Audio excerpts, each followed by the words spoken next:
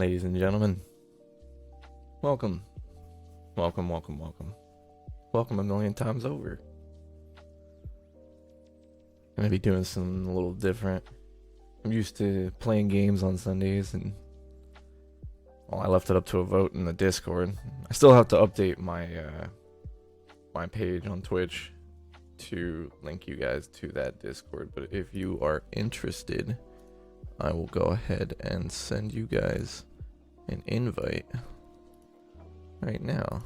Let me go ahead, generate new link. Because of this doesn't want me to. Okay, boom.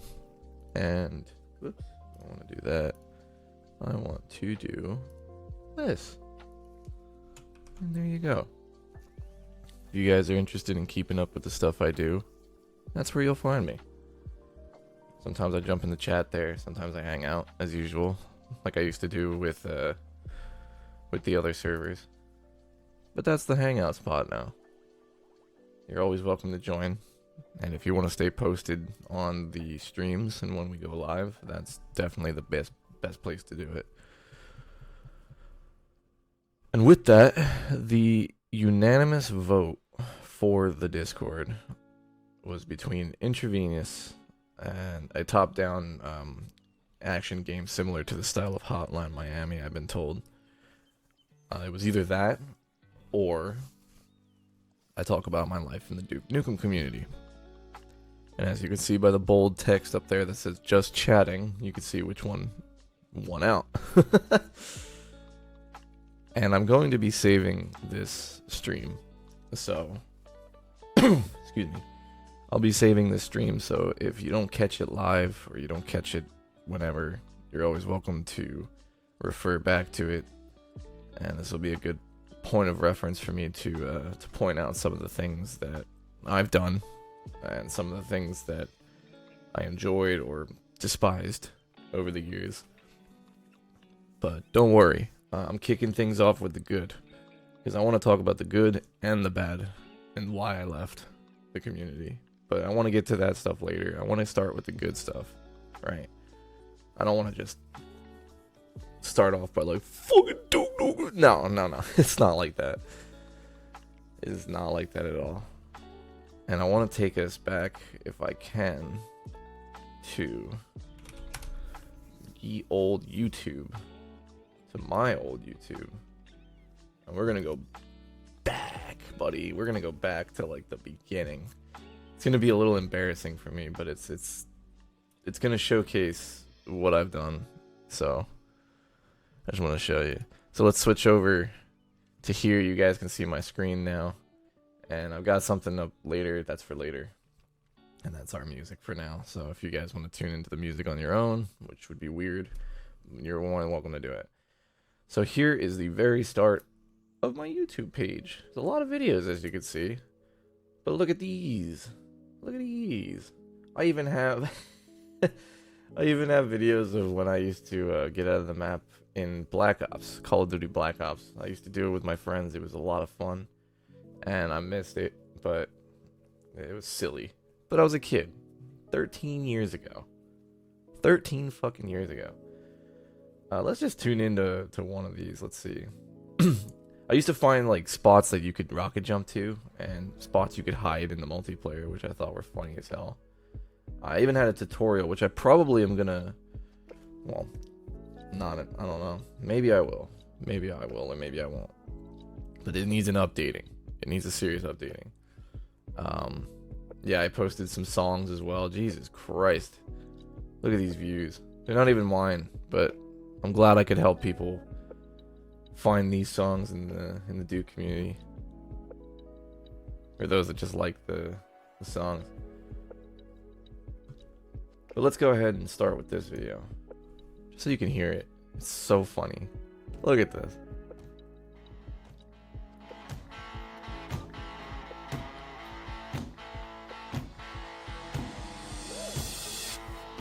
Hey, Capri. Yeah, man, I've been doing this a while. Hopefully I don't get copyright claimed on Twitch, but it starts out with Slow Ride. Hey It's guys, funny. it's StarCraft Circling again. Oh my I god. got a special one for you today. I'm gonna be Oh my getting out. god. This is my friend over here. This He's gonna help me with this. hella I'm gonna embarrassing. get out of the map on Sausage Factory and under the map. So, first let me show you how to get out of the map. This was on First, what you're gonna Xbox wanna 360 too. This You can was do it back just in the by getting out prime here. This is times partially out of of my the Duke map. Nukem life. This Here, it's is all the way out widescreen of so the you map. guys can see it better. You're out of the map right here.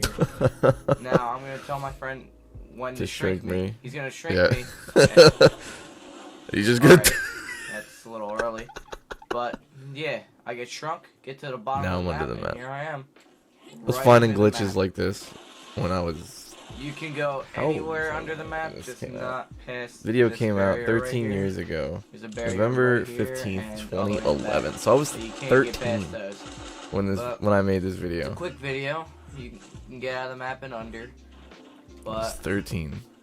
yeah, it's not much to do. A lot of them are like this in my early stages. A lot of them. Actually, most of them are like that. Up until right around, let's see. Oh god, and there was some drama in there too, but we'll get to that later.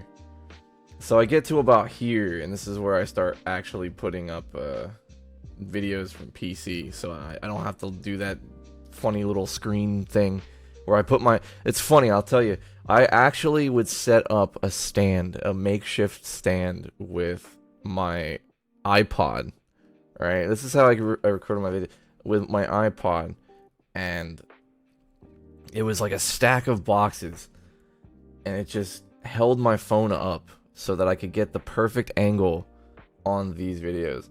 So, like, you can see, like, some of them you find, oh, these are funny, but we'll get to that later. I'll explain that. Yeah, out of maps, secret jumps, secret spots, and my whole goal was to try to find a way out of every single map. And this is the one that popped off the most. I was really hyped for this one. Me and my buddy Death Smoke found a way out of Morningwood, and it wasn't until a little after that somebody else found a way out by themselves. Like, you could do it solo, and it's so close to where that spot is, but I ended up re-uploading it myself, I believe. Yep. Right here. I don't know if I gave proper credit to him, but, like, he deserves it. Let's see. Did I actually? I'm curious. Nah. Oh, it's a rocket jumping tutorial. Never mind. Because people were having trouble rocket jumping. Don't mind the Prodigy in the beginning of that. I love the Prodigy. But yeah, I did do a re-upload, I think. Or maybe I didn't. Maybe I just let him have it. I don't know. Yeah, there's a lot of things. But 13 years I've been doing this stuff.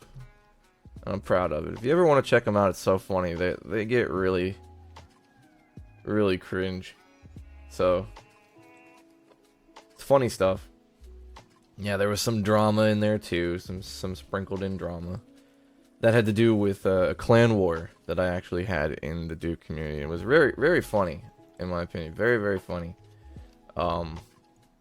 Looking back on it now, I'm kind of glad it happened, because a lot of things came to fruition because of that. So I'm very hyped and happy for that. There's another video I'm pretty hyped about, is the Duke Nukem one-liners. This video, you'll actually see a lot of videos on YouTube that use Duke Nukem one-liners. They come from this. Because in the description, I have a Mediafire link to the pack, and you'll be able to see it has like a bunch of downloads, but I'm not going to get into my private Mediafire profile. But at one point I did a mod as well for Duke 3D, a little a little mini mod per se. Let's see, where is it at? Because you'll be able to hear the weapons.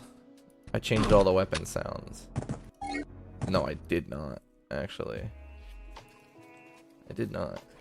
It's not the one. One of them has all the weapon sounds changed, and I'll find that for you guys real quick. This got a lot of attention. I don't even know why. Jesus. Oh, here it is. Let's do this. It's time to kick ass and chew bubble gum. And I'm all... Just to showcase all the weapon sounds.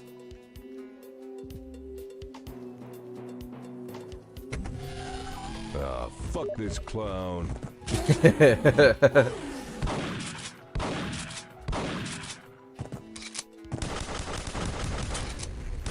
So they all have the sounds of Duke Nukem Forever.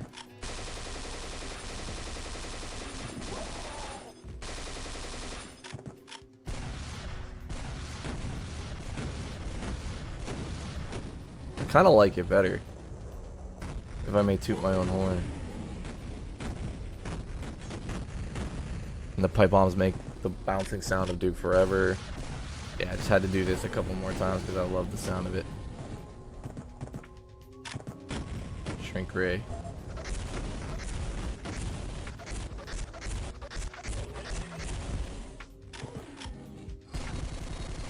The Devastator sounds weird because the Devastator actually reuses the sound of the RPG, so I can't make two separate sounds, unfortunately. They sound like the DNF. So yeah, that was pretty hype. I was hyped for that. It's such a stupid little mod, but I was hyped for it. But yeah, 13 years I've been doing this YouTube stuff, and I'm happy to have done it. A lot of stuff came from this. A long journey that I am extremely happy and proud of. Now, during that time, it wasn't just YouTube videos. There was also the workshop in Duke 3D Megaton. I had at one point posted on Duke 4. I'm not going to get into that until later, trust me.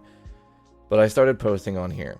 And one thing that I hold dear to my heart is in the most subscribed, Duke City is number 3.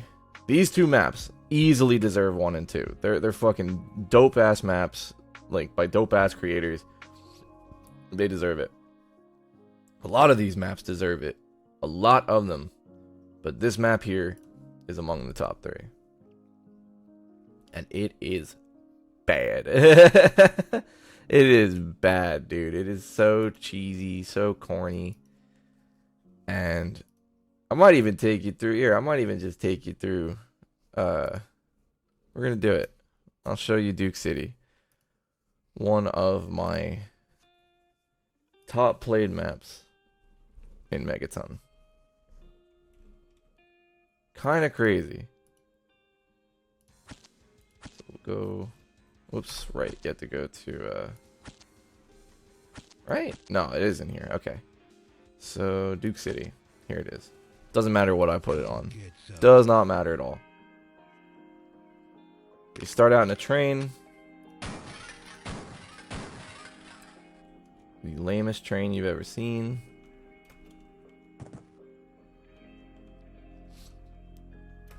And then we just come out here. This is it. This is the whole map, dude. And what made it so popular was the fact that you could just do anything here. Like, you and your buddies could have like a co-op experience. There was a deathmatch mode. Just all kinds of stuff. Like, look, over here there's a shooting range. Because, you know. Why not?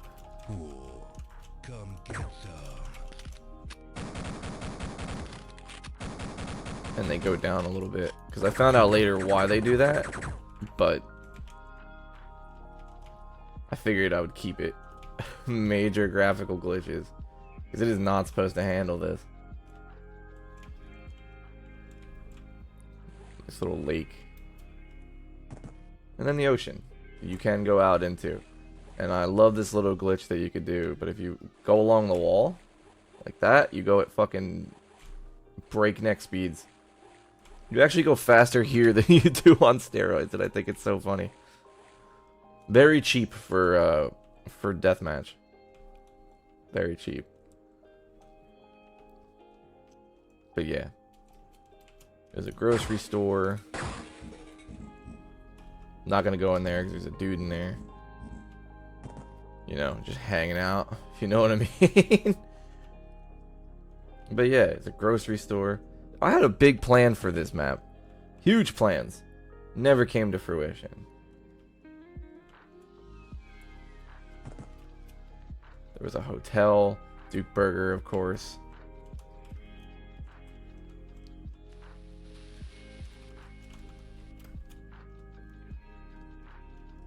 Kind of just speed running through it, and even with speed running there's like so much. So I've unlocked every door upstairs, so now all I gotta do is take this elevator up.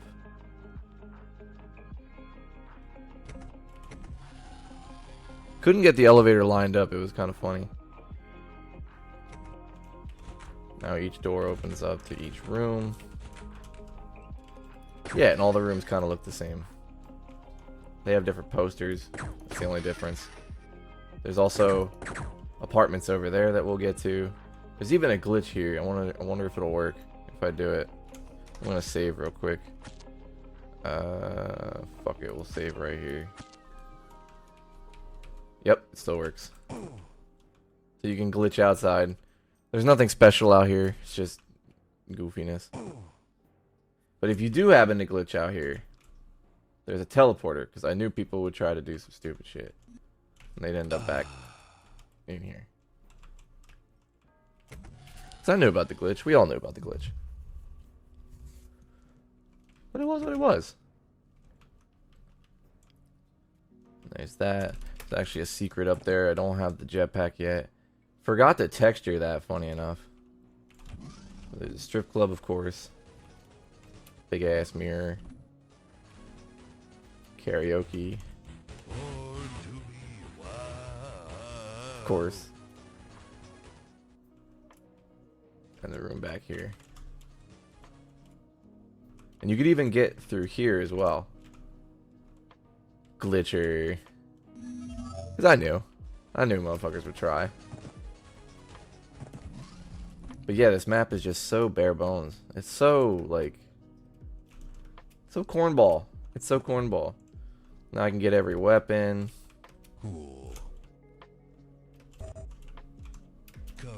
Everything's all here for me. Shotguns. Pipe bombs.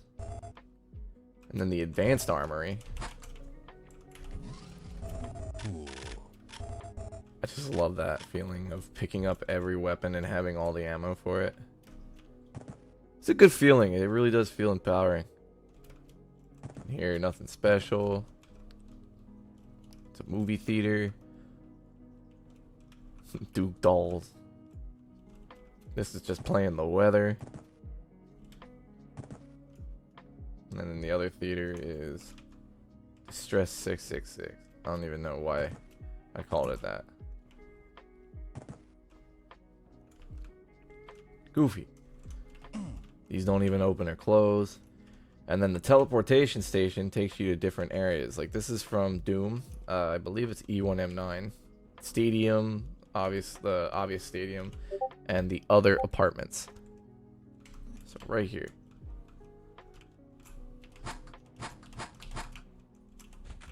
I ended up remaking this level, and I can show you guys the quick remake, and I'll just blast through it. But that's pretty much everything. I'm not gonna go through the other levels because like it actually just becomes a fucking game when you enter Stadium and Doom.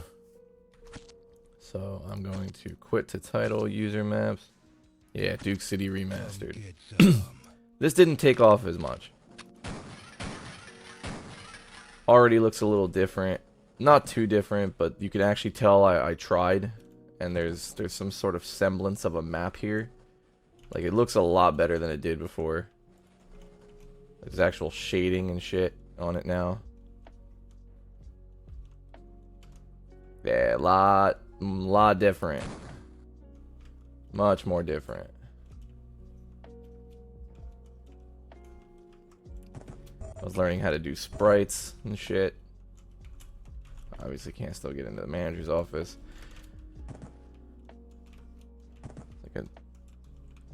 It all kind of stayed the same. Even these stayed the same. Because I realized after the fact, once I did it, I was like, you know what? Now I know how to do it. Now I know how to align these properly. Because you just hit C on them and it works. But I was like, it also would be good if players could just hit them and realize that these are the targets they hit. And then when they hit those targets, now they're a little harder because they're behind cover. So it's kind of like a win-win. The office is still kind of the same. But yeah, everything looks a little different. There's now a dock area over here. And actually a working ladder too. I was really proud of this. I got the ladder to work. Sprites. Invisible sprites. I was so hyped for this. Shopping bag got an overhaul. Not by much. Just kind of added a few little extra things. Added this in here. Same ordeal. Same dudes in here. So not much changed in there. I added numbers to the registers, but pretty much everything else stayed the same.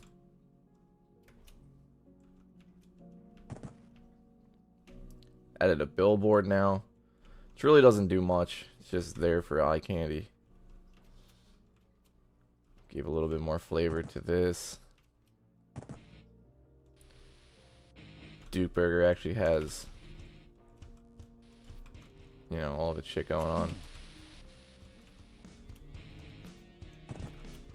Oh yeah, it still has the Duke Burger 2011 music. I believe that was part of the pack too. Let's go ahead and open these doors. This got an overhaul, as you can see. And I think this is still misaligned, if I'm not mistaken. No, it's not. I actually fixed it. I'll be damned. I'm actually forgetting a lot of the things that I've done. And the cool thing about each apartment, even on the other side, is every one of them got a jukebox with a song.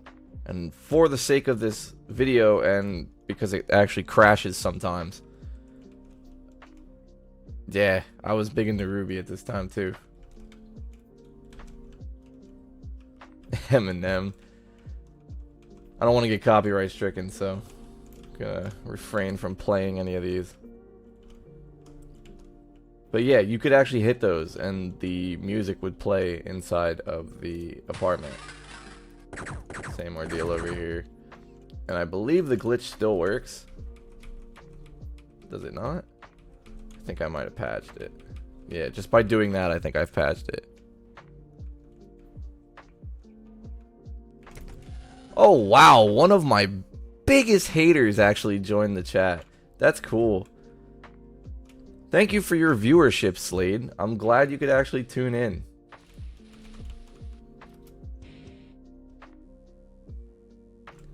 It's alright, I'll be getting to you later. Oh, I should go to the gun store, right? Here we go. Just a few visual changes. Come get some.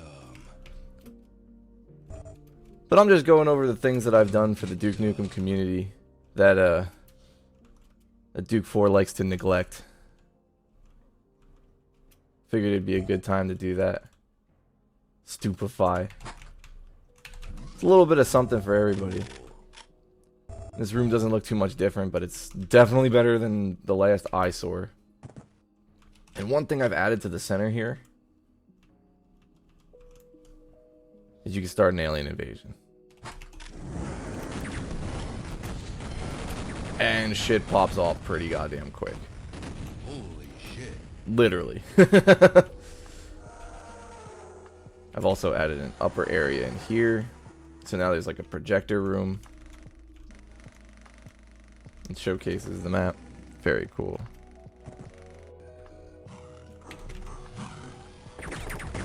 Oop. I'm bad at games. Anyway, what have I not shown off? Oh yes, the other stations.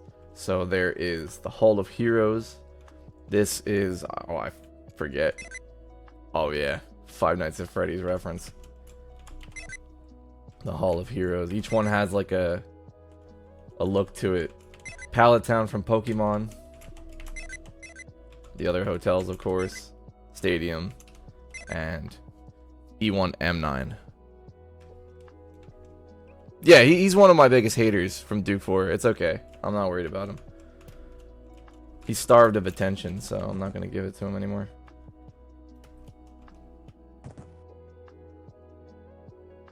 But yeah, that's pretty much it. I guess I should go into the... here. Yeah, it didn't change much here. Well, what is this? I forget. Oh yeah, it's just like a laptop. Just connected to the fucking thing.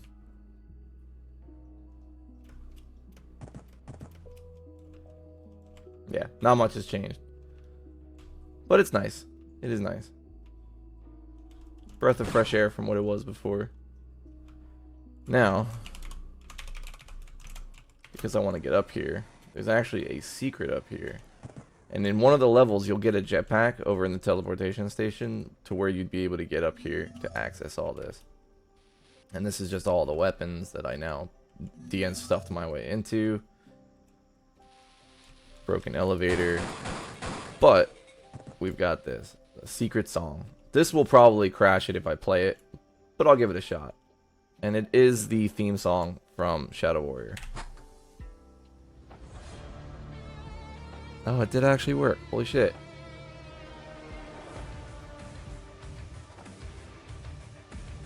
Yeah, so when Shadow Warrior came out, I was like, yo, this song fucking slaps so much. But I'm not going to play it too long. I don't want Devolver or whoever to come after me. So anyway, yeah.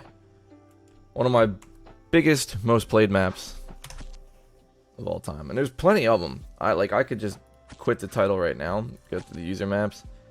There was the Duke Nukem for 3ver mini mod, which wasn't that great in my opinion, but it had a nice little concept. New Duke City was a take on Duke City from before, and it just, I don't know, it didn't really stick like the original. So kind of on me, but Prison Break was one of my first official like releases of a map. This map isn't downloaded yet. What the fuck you mean it isn't downloaded yet? Ah, that sucks. Anyway, I could just go over it like this. So, where are we at here? Okay, so if I go to the workshop, I can go through my files, but I don't want to, because if I do that, then you're gonna see all of the stuff. Even the hidden stuff, and I don't want to show the hidden stuff.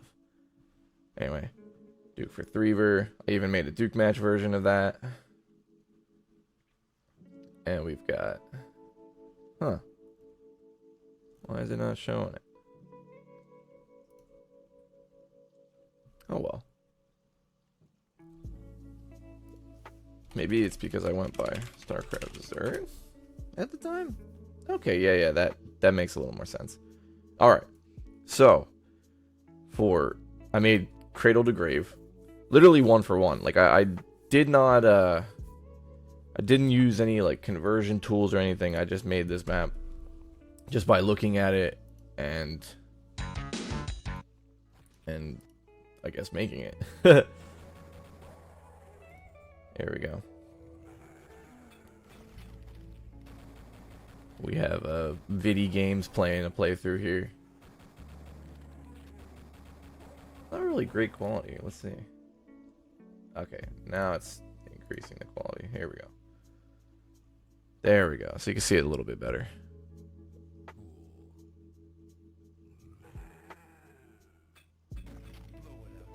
Couple. It's actually funny he's doing the thing.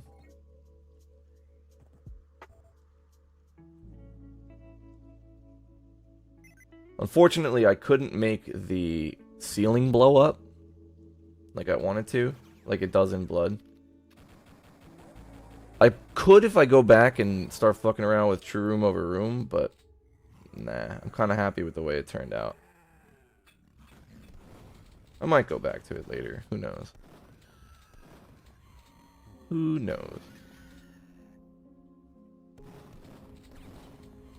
Yeah, you get the idea. Good stuff, man. Good stuff. So we go back and let's see.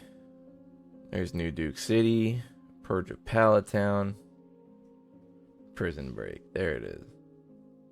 Yeah, it says that I'm not subscribed to it. It's kind of goofy.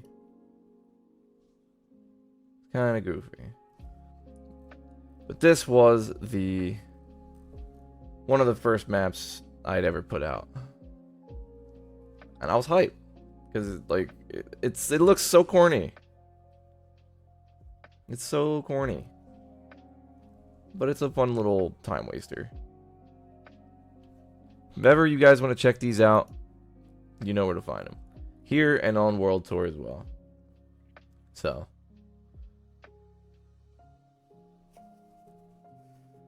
I also created, well, remastered E1M1 Hangar that I was working on. That was fun. Good times. And Duke's Day Off. This was like my first step into, I would call it, pro map making. Because like a lot of things I used in this map were above the normal like cool door effect sort of thing. You know what I'm saying? It was a lot of fun. It was a lot of fun. But I've been doing this stuff for a long time. Unfortunately, if I was to go to my files you posted. Oh, I guess I can just do it like that. Oh, cool. Cool.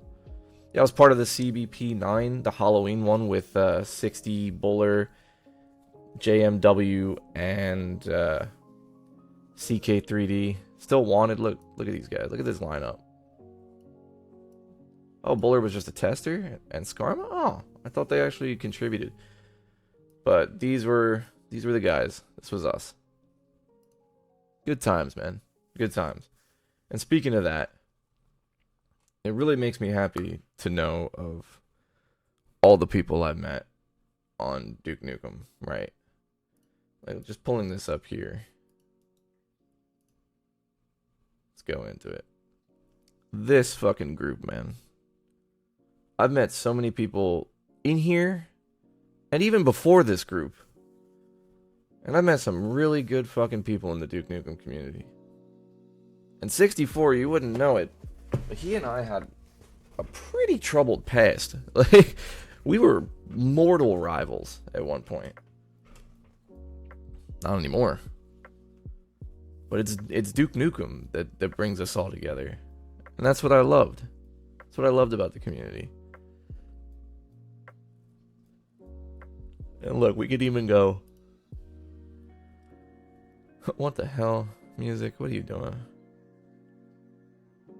What is going on here? I'll figure that out later. But this was our first tournament here. Our first ever tournament. It was so hype. May 8th, 2021. And believe it or not, I tried to do this before.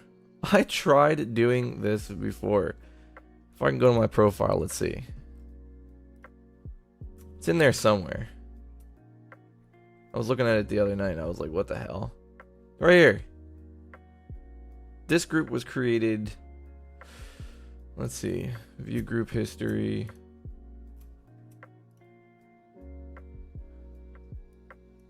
July 2015. I created this group.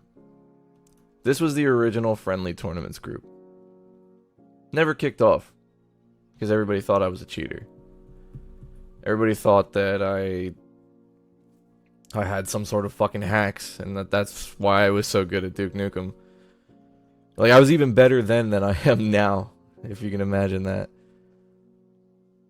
So, it's understandable that people would think that way. But, we tried. We tried. And eventually, it all came to fruition. In 2021, it all came to fruition. And the community tournaments popped off. And we had a lot of interest. Apparently 438 people. And even people that aren't part of the group that would watch from other Duke outlets. It was awesome. And there's, like I said, there's so many people that I've met through these groups that it's like, wow, man. And we all shared one common thing, is that we love Duke Nukem. And I love Duke Nukem. I mean, they love Duke Nukem. And it's like, we could get past that. And I loved it. I absolutely loved it. And during this group's lifespan, there was another group that we all know, we're all aware of. It's the Restoration Project. And let's go ahead to ModDB.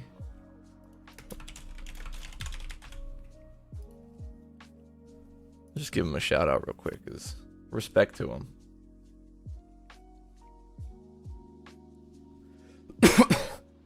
And the next update is going to be sick. I love it. I absolutely love it. When this came out, I freaked the fuck out. I immediately did a stream where I showcased 2001, and I showcased a lot of the things in it.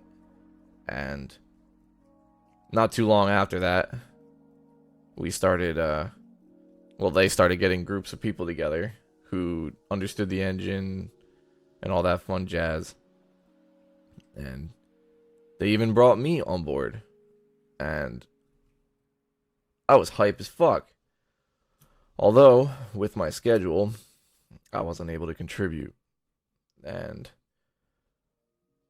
I had a little, a little spat within the group. I don't want to get too much into that. But we ended up parting ways. And I left on good terms. And I still talk to them. I still talk to the leads to this day. And they're dope people. Like, they're just chill, down-to-earth people. And I respect them. They respect me. It's mutual. All love. And I recommend you guys check this out. If you haven't checked this out, you should. You should. Because the next update's coming out soon. And I'll probably play the multiplayer. Maybe not stream it, but I'll probably play the multiplayer with you guys. I think it would be fun to see a 16-player match. Because a lot of multiplayer adjustments have come through from what I've heard. So definitely stay tuned for that. And stay tuned for that update whenever it's coming. I know I've heard soon. That's what they've said. They've said soon TM. So be on the lookout. Because I will. Anyway. I wanted to say, though, with Restoration, right? With Restoration, that kind of marked the beginning of the end for me. And I think this is a good point to segue into the bad. Now, I'm not saying that it's Restoration's fault. Don't take it that way. It's not their fault in the slightest. But they happen to be a part of the same issue that I have. But to get into that, I got to start somewhere. And that's why I'm going to start here. On Duke 4. Because this is where it starts. And in this is the post. I actually went digging. 2014 is when this post was put up. So in 2014, around that time, I was kick shitting on the forums. And I was a kid still. I was about 16, I guess. Yeah, I was 16 when I posted this. And I was making changes to maps because at that time, I was doing a lot of updates and pushing for a lot of things for Megaton Edition, despite not being credited for any of it. And I was doing a lot of testing. I was doing a lot of stuff. And it was because of this guy here that I got none of that credit. He did not like me. And I'm not going to glorify him any more than he needs to.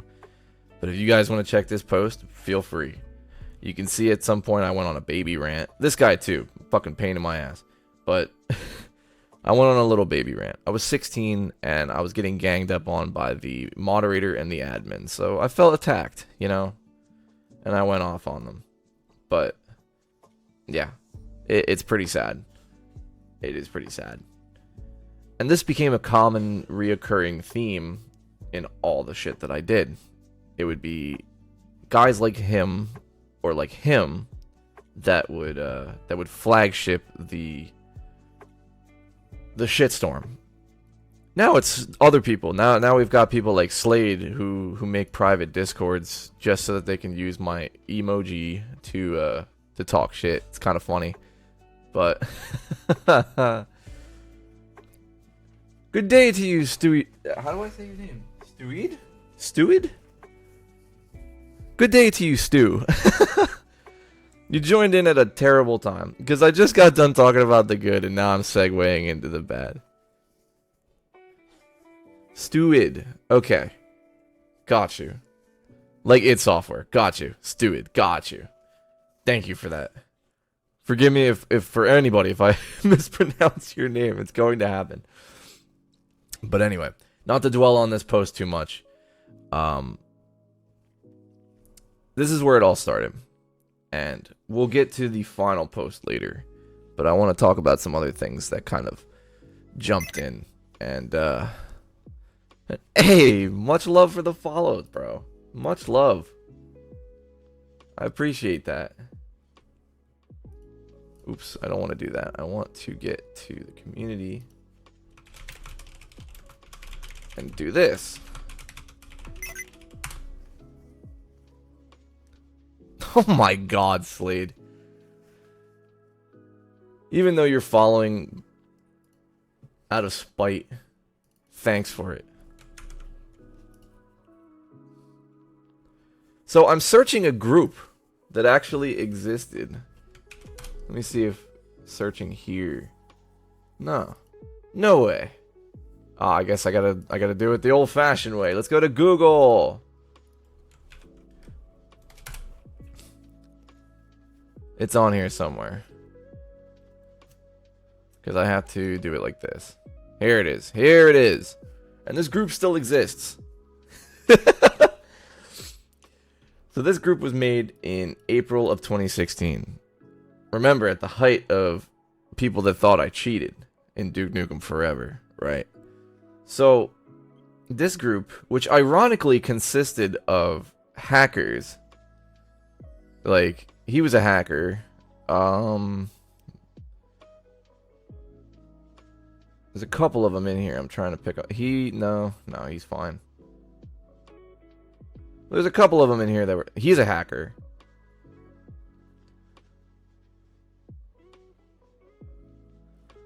But yeah, it wasn't all sunshine and rainbows in this group. It wasn't. I've been around for a while, and I had to sift through the shit to get to the gold. And that was the gold I just talked about earlier. Is the awesome people that I've met, the achievements that I've made for the Duke community, the things that I'm happy about. And this is where it gets to the bad. This is the shit I had to deal with constantly. I had opposition from Duke 4. I had opposition from Duke Nukem Forever. All because of misconceptions, really. And a lot of gatekeeping and bullying that happened. But I ended up moving on from both of those, actually. I still played Duke Nukem Forever from time to time. Until maybe around like the 2020s, I started saying, you know what, fuck this. I'm going to rekindle all my friendships. And I'm gonna talk to some people that don't like me, and we're gonna try to create the Steam group.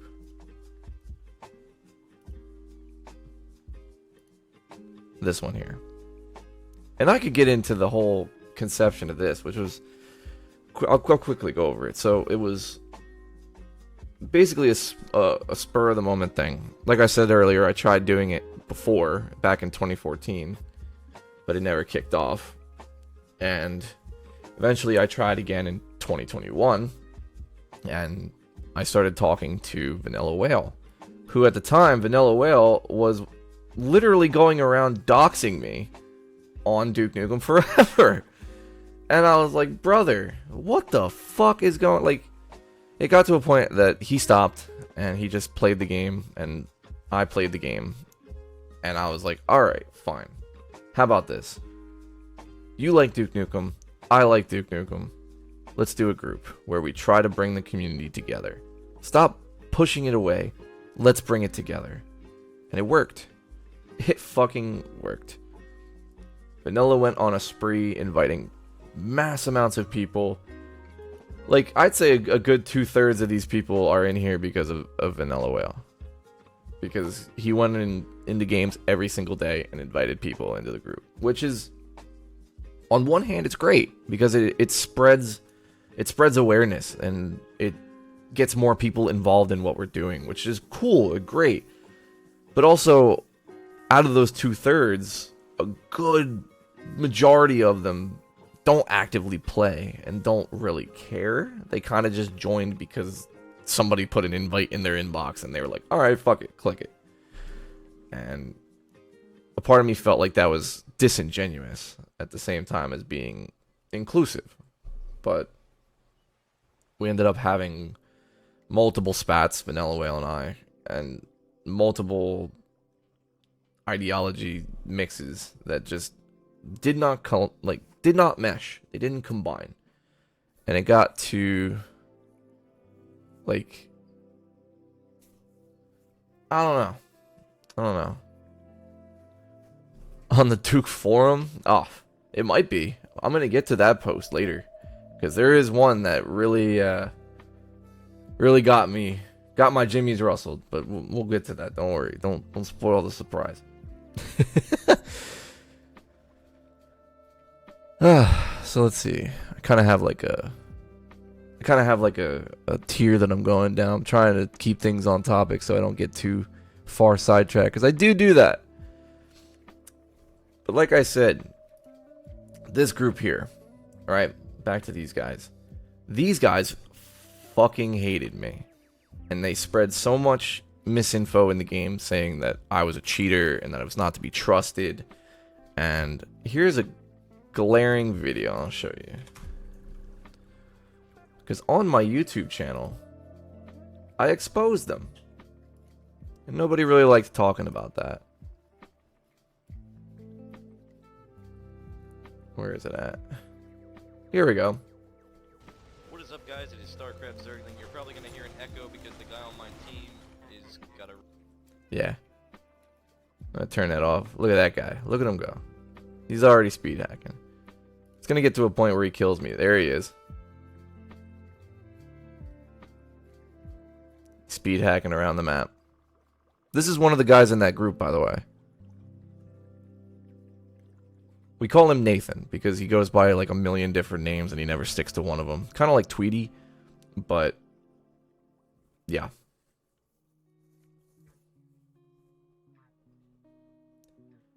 And what you won't hear in the video, I'm trying to, I want to showcase it, but I can't. I'm not going to find a good moment because I can't remember when to do that, you know what I'm saying? But basically, he has a silent ripper and he has a speed hack. So it's kind of funny. Is he recording his auto aim at work, and then you're just watching me play the game? Like, that's it. So you could see that the misinformation train got really bad, and it got to the point where I was like, you know what? I need to fucking expose this guy. And this guy, you might actually know, Major Erection is what he went by for a while. A lot of people know him in the Duke community now, but he's a big shit talker, and that's about all he's got going for him. But this is the shit I had to deal with on the daily. There he is. There he is. Look at him go. Look at him fucking go. You can't run that fast in Duke Nukem, I'm just going to tell you right now. That's not normal. So this is the kind of shit I had to put up with. Constantly. I couldn't play a single game without having to deal with these guys in my game. And it sucked. It really sucked. And not only did I have that, I had them spreading the misinformation that I was a cheater while being cheated on. It's great, isn't it? Anyway, that kind of leads me into my next point, is that Duke Nukem had a lot of factions. And it became very divided at a time. And it still kind of is, in a way. But it's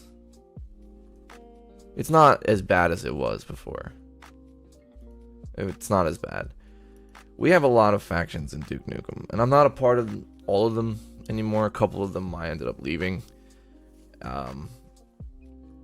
But we've got things like Duke Nukem Central, just 64 is Duke Nukem server, Duke 4, the Restoration Project server, Nukem Net, if you want to count that.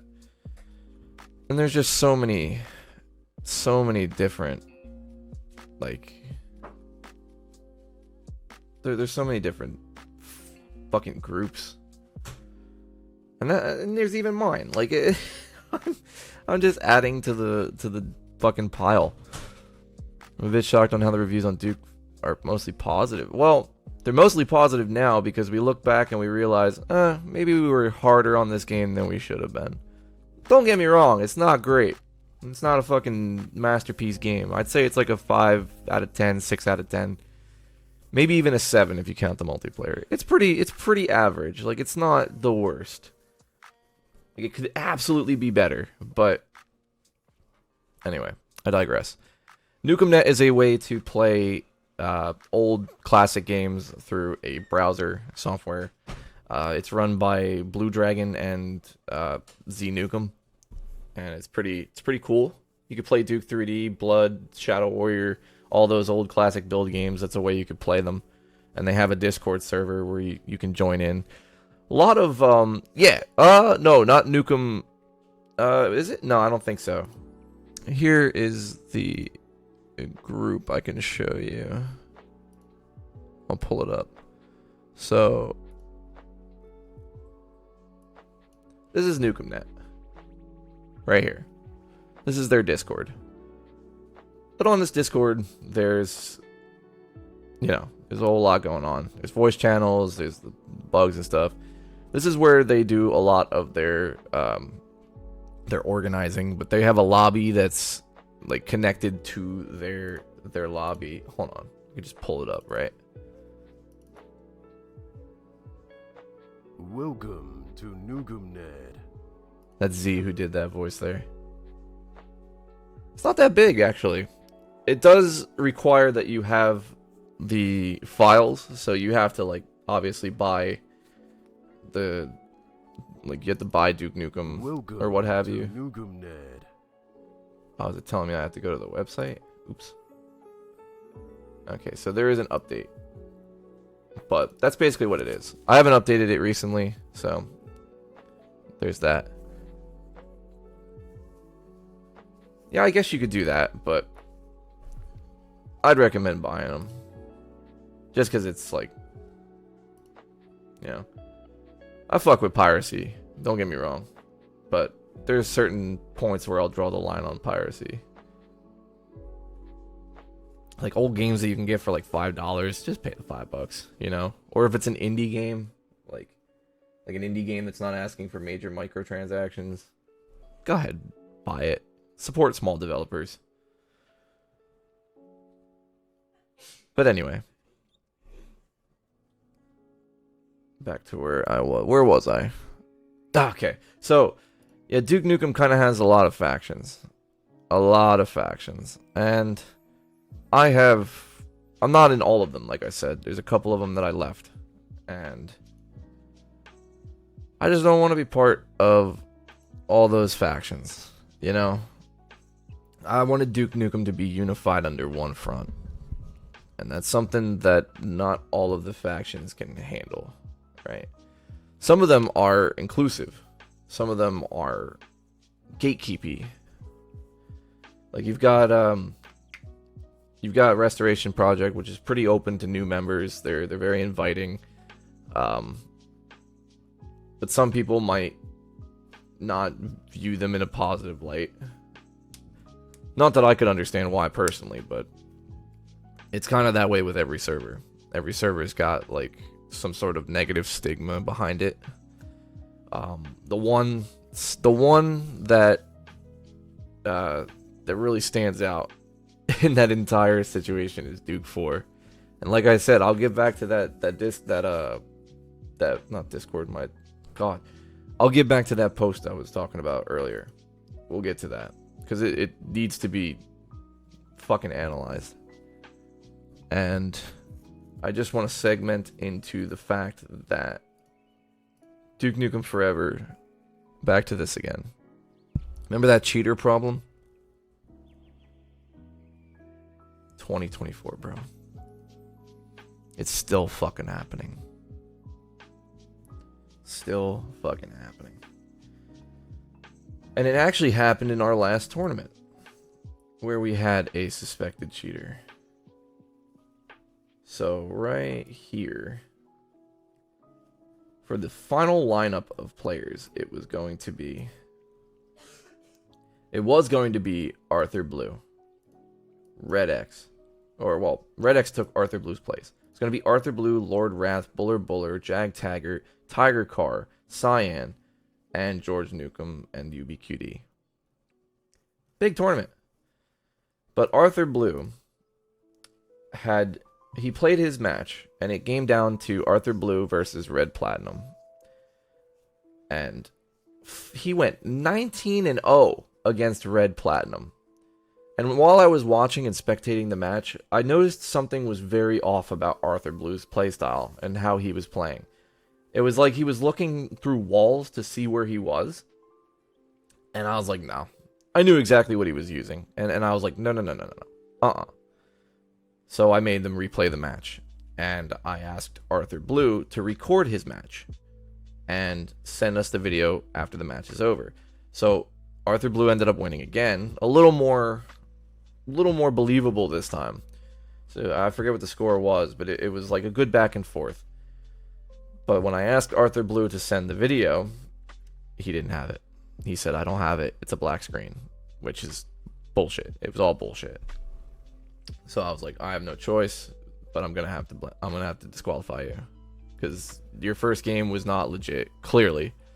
And I tried multiple ways to resolve the issue with him. I tried to say, like, hey, were you talking to Vanilla Whale? Because Vanilla Whale actually had an influence on that situation.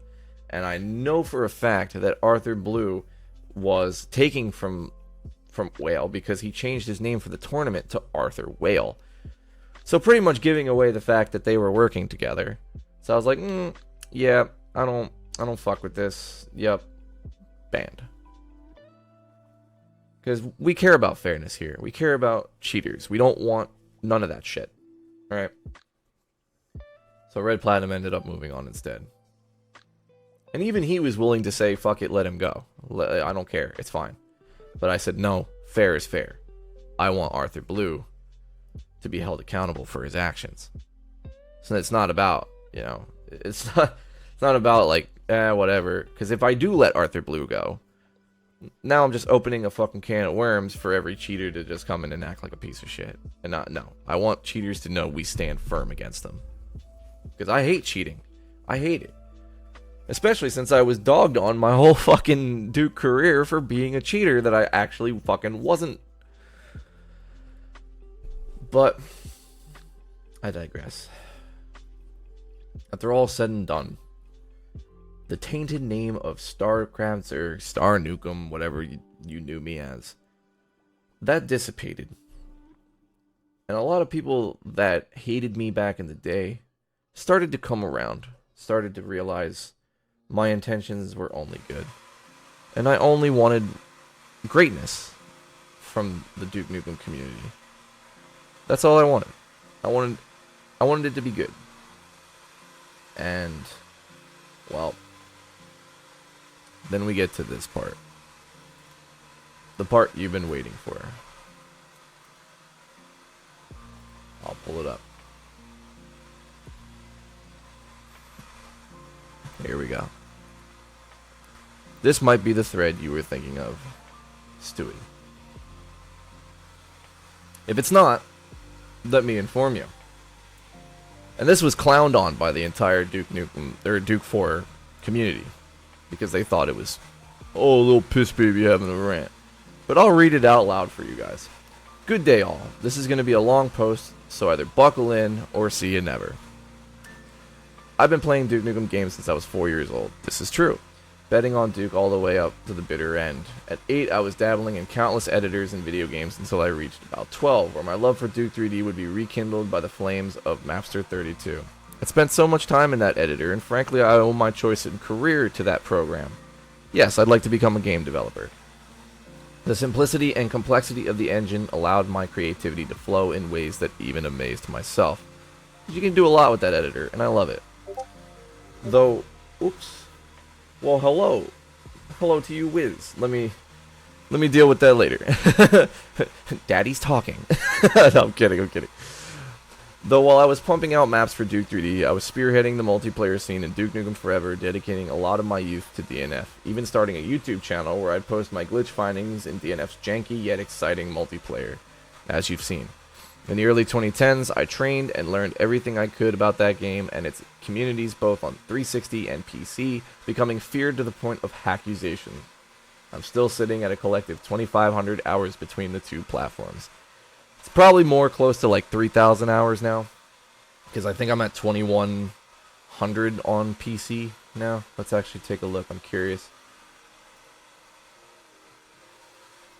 Oh, well, can't really see it. Let's see. All recently played, just so we can pull it up. Duke Nukem Forever. Yeah.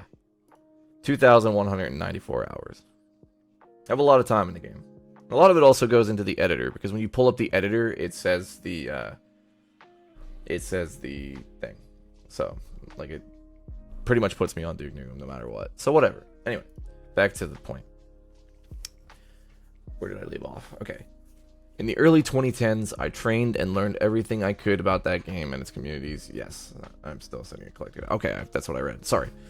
It was a lot of fun for me because I had passion for Duke in more ways than one. Getting on each day gave me a sense of purpose in life, and it allowed and enabled me to pursue the DNF tournaments towards the early 2020s, which I'm still honored and happy to have had such wonderful turnouts in, even getting John St. John to open for a couple of them. Thank you all for your collaboration and support with those events. It truly means the world to me. It does. It absolutely means the world to me. To have a group of people dedicated to what I was doing was awesome. And I tried to emphasize during those streams that it wasn't about me. Like, I didn't want it to be about me. I wanted it to be about the Duke Nukem community, first and foremost.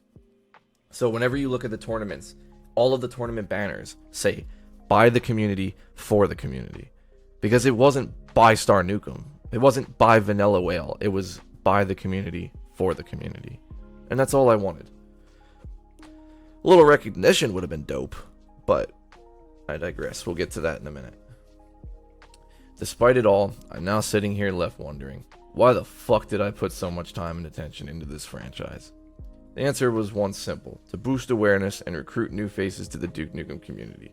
To show them that the horror stories they'd heard once before about this godforsaken community was all just a bad misrepresentation. Too bad things haven't seemed to change. Because remember when I said earlier that my first original post from 2014 got clowned on by those developers, the moderators. They're here. Oh, they're here. They're still here and they're still being assholes. But let's continue. One thing I've fought tooth and nail against in recent years is the statement, Duke is dead. I believe that as long as the community held strong for Duke, he'd never die, getting into some pretty heated arguments over that debate. However, you win, Future Time. Duke is dead. You're absolutely right. But we don't have Gearbox or 3D Realms to blame. No. Ironically, the very thing keeping him alive was also killing him at the same time. And that's pretty evident after my recent Discord timeout. So to kind of explain that, Future Time and I had gotten into a debate because I started off by saying, you guys are hard to please. And it was a joke. Hence why I put LOL at the end, because it was a joke. He ended up taking it as an attack, and we ended up going back and forth. But because the moderators of Duke 4 love Future Time more than me, they timed me out and they let him continue talking. And yeah, pretty shit. Very one-sided debacle, which is exactly why I hated Duke 4 to begin with, and now it's a reoccurring theme. So I left. I left and I made this post. Had it been a fair penalty, with both parties being timed out, I'd have conceded without contest, and even apologized for my behavior. But the ugly nightmares that once plagued this community with circle-jerking admins and moderators in the past seems to have not dissipated like I'd hoped. As an older and wiser man, this cannot be chalked up as kid ranting anymore, as some would so eagerly denounce this as, but rather unjust abuse of power by gentlemen who are no less to blame for the travesty of this intellectual property as I am. He didn't win shit though. Just because he was like a small group who echoes the Duke is dead shit doesn't mean the game is dead. New people are interested. That's true. Exactly. And Duke deserves to live, but it's the gatekeeping and arrogance of people like him that's gonna keep Duke in the grave. And that's what I fear. Is because Duke 4 leaves a lot to be desired. But Duke 4 is also the place that Gearbox looks to in terms of the community. So when we do things, we do all these awesome things for Duke Nukem. They're not looking at Megaton. They're not looking at World Tour. They're not looking at Restoration Project. They're not looking at any of that but Duke 4. Because Duke 4 is the place that they have the most connections with. They've done interviews with Duke 4 in the past. They've done an entire launch party for Duke Nukem Forever when it came out with the Titty City. You can look it up on YouTube. It still exists. They did a Titty City thing. Thank you for the lurk, Tisori. I appreciate that. But they have a lot of ties with Duke 4. So if they're going to look to anybody, they're going to look to them. And that's the sad part. And that's the part that makes all my efforts feel futile. Because no matter what I do, and all the things I try to do for the Duke community, it's always going to be pushed back by these gatekeeping assholes. Like Slade. Like Slade. And we'll get to his fucking honorary debut in a minute. So, let's see, where did I leave off? Okay. Yeah, had it been a fair penalty with both parties, I'd have conceded. And that's true. I would have conceded. Because if we both got timed out, I would have been like, alright, yeah, we're going off on a tangent. It's fair that we, it's fair that we both get penalized. But that's not the case. They penalized me, but didn't penalize him. And that's where I'm like, okay, we're doing this baby back fucking bullshit again. And that just brought up an immediate thought in my head that, oh, we're going back. We're regressing. We're regressing to what Duke 4 was in the past. The very thing I fucking despised about this community. So anyway, this is my final post in this community, and any Duke Nukem community for that matter.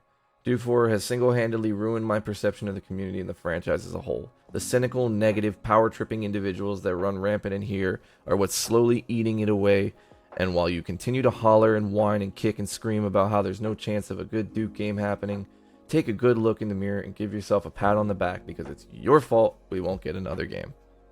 And I say that to Duke 4. I don't say that to Resto. I don't say that to anybody else but Duke 4. So I want to make that clear. I'm writing this here because I clearly don't care what happens to my account on Duke 4 anymore. After fighting so hard for the chance to be able to come back, I'm more than happy to see this opportunity be taken away again. Fuck the negative Nancys who are actively pumping poison and toxicity into this franchise. Let me take a moment to give a nice fuck you to the individuals who have basically shown me that I've wasted most of my life breathing breath into a community that they Just were like simultaneously Christmas. painting, and in no particular way. Oh my god, what the fuck? You're subscribed now? What the fuck is this, Slade? What is going on, buddy? I'm confused now. What is your angle? I don't trust you. I don't trust you. I know you're a fan, but you're not a fan in the fan type of way. I'm watching you, motherfucker. I'm watching you. So, fuck you, Lunic. Fuck you, Future Time. Fuck you, Slab McBald. Fuck you, Meowth. Fuck you, Green. Fuck you, Slade. Fuck you, Hendrix. And a nice big happy fuck you to anyone who continues to gas any of these individuals up and give them a platform to act the way they do. Guilty by association. It's true. It's true. Because there's so many people that allow that kind of shit to happen. And at that point, it just becomes a gatekeeping circle jerk. And that's what I hate about Duke 4. Because as somebody, like I've said, has tried to unify the Duke Nukem community, has tried to bring everybody together under the umbrella of Duke Nukem, I have to sit here and get pounded on by guys who just want to see Duke Nukem fail. They want a new Duke Nukem game, but they want it their way. And it's got to be their way. And if one thing isn't exactly the way they want it, it's immediately a fucking 2 out of 10. The cynicism and the arrogance of these individuals is what makes it hard to be a Duke fan. Smoke right? weed every day. Oh, I will. Don't you worry, buddy. I will. But it's this kind of attitude and demeanor that's going to kill the community. It's going to kill Duke Nukem. And Randy's going to look at this forum. He's going to look at, not this forum in particular, but just in the forums in general. He's going to look at it and he's going to be like, dude, what the fuck is going on? Like, these guys don't deserve a Duke Nukem game. You know? Anyway, Duke Nukem is dead. Congratulations, you win, and your prize is no new Duke games. Good job. So goodbye, Duke 4. It was a pleasure to meet some of the polite folks on there. But if you're one of those people, do yourself a favor and join a Duke community that doesn't actively spread hate and negativity about the IP or its community members. You'll be better off. Good luck to everyone who's continuing to support the franchise through media and user content. You're the real heroes, not some negative walking sewage systems that attack people personally because he's bad at an almost 30-year-old game. Good luck, everyone, with your murdered franchise. Right. So then it goes on, and I'm just gonna breeze through all these, but all of these comments, and yes, I made a couple more posts after this. So yeah, I didn't officially end it right away. And they loved attacking that. It was the funniest shit. The funniest shit. So yeah, it's so dumb. It gets to a point, like, none of them actually understand the reason as to why I did this. Nobody understands that. Because everybody wants to believe that, oh, Star Nukem's just a whiny little bitch. And that's pretty much what everybody chalked it up as. Nobody took it seriously because they just wanted to take it as he's just being a little bitch. So, is what it is, right? It is what it is. Liquid Autocon, dude. Just everybody for a moment, just fucking, like, let's just give a round of applause to this fucking guy, dude. Real shit, Liquid, one of the guys spearheading the restoration project. Fucking give him a salute. Give him a fucking salute. He deserves it. Because he's been through as much shit as I have in less time. And it sucks. Because people like us don't deserve it. Because we're just trying to bring content to Duke Nukem. But we're always going to get pushback and opposition from jerk-offs like the ones at Duke 4. And that's the saddest part. That's the shit that pisses me off. Is that being a Duke fan, no matter how much we try and we bring excellency to the Duke Nukem IP, it's always going to get pushed back. And it's never going to be seen. It's never going to be heard. Because Duke 4 is going to push us down. Liquid, thank God you're taking the restoration project. Like, you guys are taking on an awesome endeavor that no matter how much shit Duke 4 spreads about you, it will never amount to a big enough negative bubble to the point where your project doesn't do well. So I'm happy. I'm so happy that no matter what, you guys will succeed. And I've seen what y'all got going on. So I know it's gonna be good. Exactly. And that little community is getting pretty close to, like, outnumbering Duke 4 on Discord. And I think it deserves to be that way. Because I like the way Restoration Project does their thing. It's just a bunch of Duke fans coming in together. Yeah. It's just a bunch of Duke fans coming in together who are interested in in Duke. And there's nobody putting anybody down in the server. Nobody does. I don't see that. But every time I go to Duke 4, I see somebody getting fucking clowned on for no reason. It's just a hate circle. And that's the stuff that upsets me most. But despite my words, despite it all, I have not given up on the Duke community. I have not. And I'll show you right now. Let's do it. First try. Come on. First try, editor. First try. Let's do it. You could do it. Yes, first try. Look at that shit. The DNF 2011 editor that everybody so graciously hates for some reason. This is what I've been working on. I'm still there in the background, guys. I'm still here. I'm still working on shit. And this is just the one of a few projects that I'm working on for Duke Nukem. I won't give out details of the others because I'm working on them with other people. But this is the studio level from Duke Nukem Forever. After Duke beats the Cycloid, he gets head from the twins, and then he goes downstairs to go talk to Johnny O'Leneman. This is the level. It is oddly confusing, but I'll show you. So you start in here, right? This is where you start. And then you go downstairs to the Damn It's Late show. However, as you can see, there's weapons. There's weapons around the place. What's that all about, huh? Because I'm turning this map into a multiplayer map. That's what I'm doing. And I've already been testing it with Buller Buller 7, as you can see in the credits. But yeah, I'm not done. I'm still doing shit. I'm just not active in the community anymore because I'm tired of listening to the bastards. So now there's different ways you can approach scenarios rather than having to go all the way around the Johnny set. You can just cut right through now. You can cut right through over here and go up the stairs. Now you're in here. There's the toilets over here. And just because I thought it was funny, I put a beer in one of the toilets. You know, toilet beer.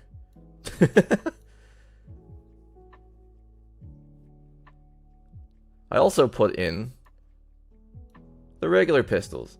So if you ever put down your pistol for some reason and you're like, hey, I want to pick up the pistol again, here it is. Grab that. You just won't have the gold pistol. But yeah, I've turned it into a multiplayer map. Now, I just want to see something here real quick. Okay, so I don't know what the hell. I'll have to fix that. But it is what it is. But let it be known that through the good and through the bad of Duke Nukem, I still stood strong. And I've let the community get to me. I've let the assholes get to me. And it sucks. Because it's easier said than done to just chalk them up as dickheads and move on. And after all the time that I've spent making content and trying to become a part of the community rather than the butt of the joke, I feel like all that time was wasted. And that sucks. It really does suck. But there's so much good that outweighs the bad. To the point where I haven't stopped mapping for Duke Nukem. I haven't stopped making stuff for Duke Nukem. I'm still doing it. I'm just not doing it in the public light. I don't need to. You'll see my stuff when you see it. And the only reason I'm doing this stream here is because on my Discord, people voted for it. People wanted it. So they got exactly what they asked for. because now it's my community. It was once the Duke Nukem community. It was always about the Duke Nukem community. Now it's just me. And I'm okay with that. Because now I can just play games that I want to play. And I can just do things that I want to do. And I can enjoy myself and have fun no matter what I'm doing. And not feel like I'm pressured to appease anybody or feel like I'm pressured to uphold myself for the sake of a community. No. Anything that I say or do is now on me. It's not on the Duke community. Never was, but now it's officially cemented, and I'm happy for that. I am very happy for that. Oh, a fun little part that I'm kind of happy about is right here. I've connected the start and the end. This is normally in the campaign, you can't go through here, but I've opened it up, and I've made it so that now you can get right back to the start. It's a nice little cubby that you can go through. I like it. I just wanted to show that off because I'm kind of sort of proud of that. Anyway, I have to change a lot of things to static objects, unfortunately, because the map is a little laggy otherwise. And I have to find out somewhere around here there is an object that is deleting itself. So I have to like figure out what the fuck's going on with that. But besides that point, I'll have this map out at some point. I'm sure you'll be able to catch it on dnfmaps.com. That's the server, or the server. It's the website that 64 runs. And I'll just post that up right now. Let's see.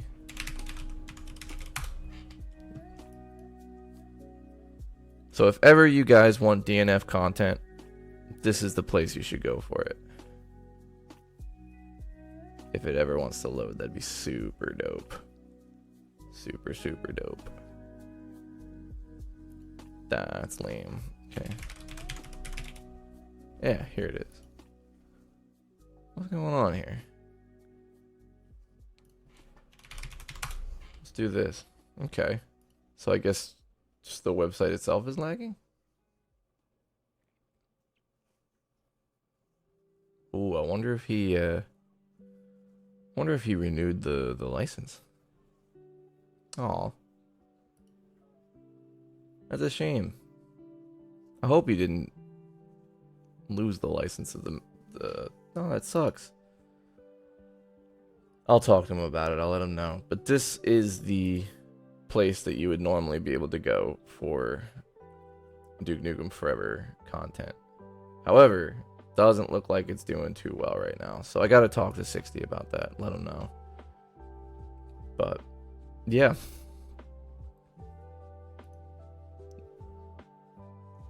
Oh, now we're in an ad break, so I'll wait a moment. I'll let everybody catch up. I don't want to do stuff for those who are subscribed and not for people who aren't subscribed.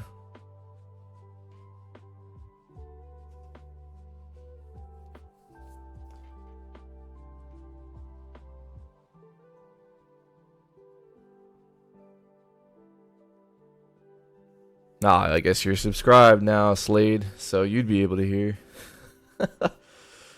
Anyway, I heard people were getting pretty nasty about us there too. Where at? Oh, yes, in 60 server. That was, yeah. I didn't find out about that until afterwards. But 60, I'll just say one thing about 60 that I don't like is that he doesn't pay enough attention to his platforms and to his into what he's got going on.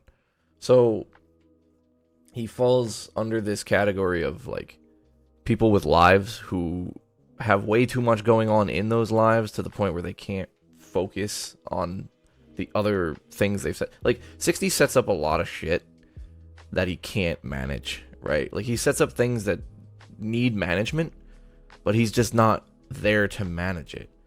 And I actually ended up leaving his server too pretty much for a similar reason, but not quite exactly the same reason.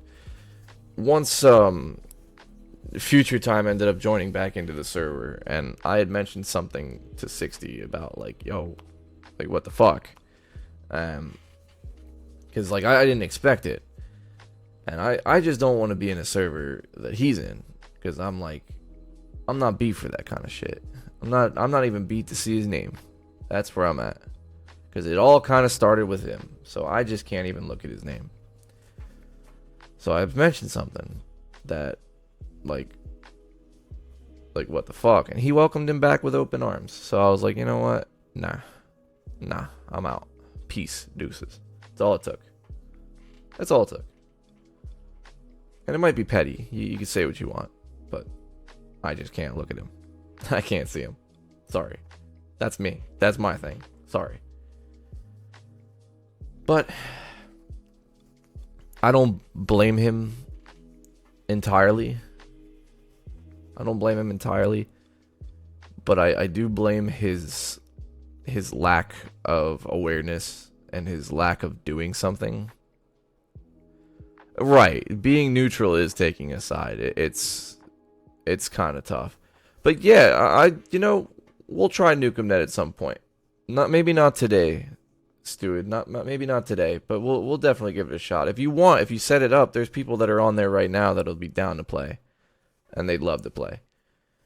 But right now, I think I'll take a pass on that. But we'll play sometime soon for sure. Yeah, exactly, Liquid. Being neutral, it kind of takes his side, unfortunately.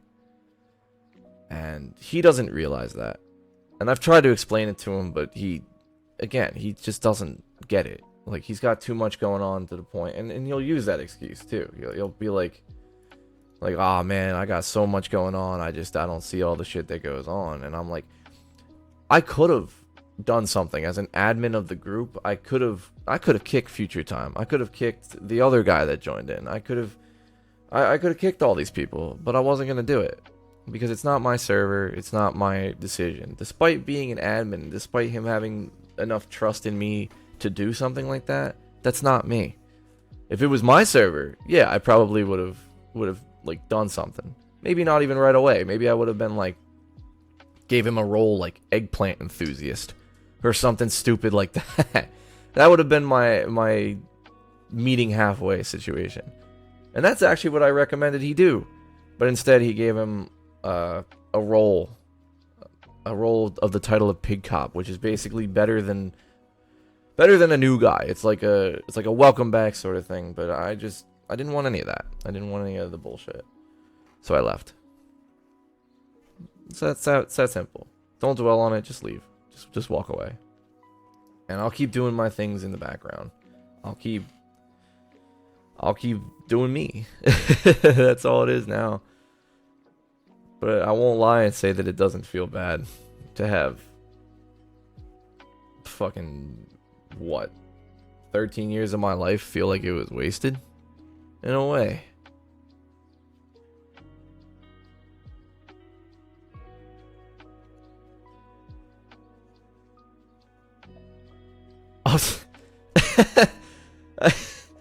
Great question followed by a solid. Why did you say that? Because now I see it too. What the fuck? They're not wieners, I swear.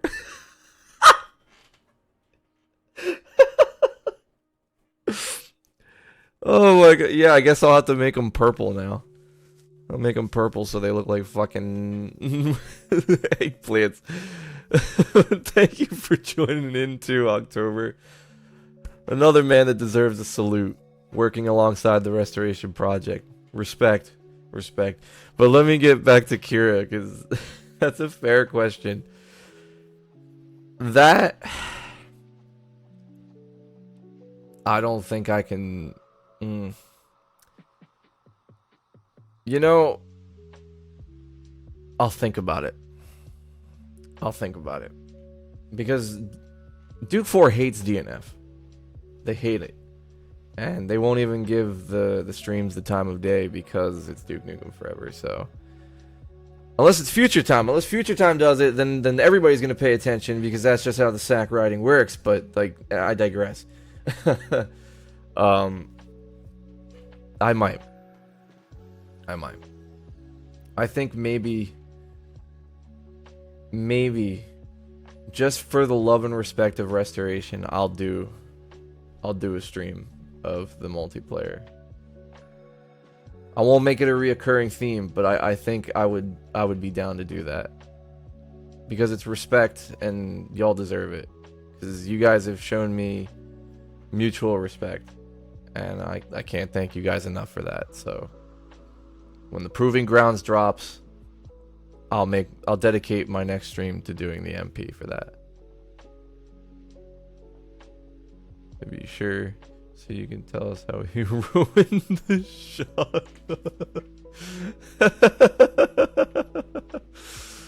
Oh no, dude. It's okay. We'll cross that bridge when we get to it. We'll cross that bridge because, like, nah. I mean, oh my god. The Deagle should be like the Half-Life 2 pistol. Yeah, okay.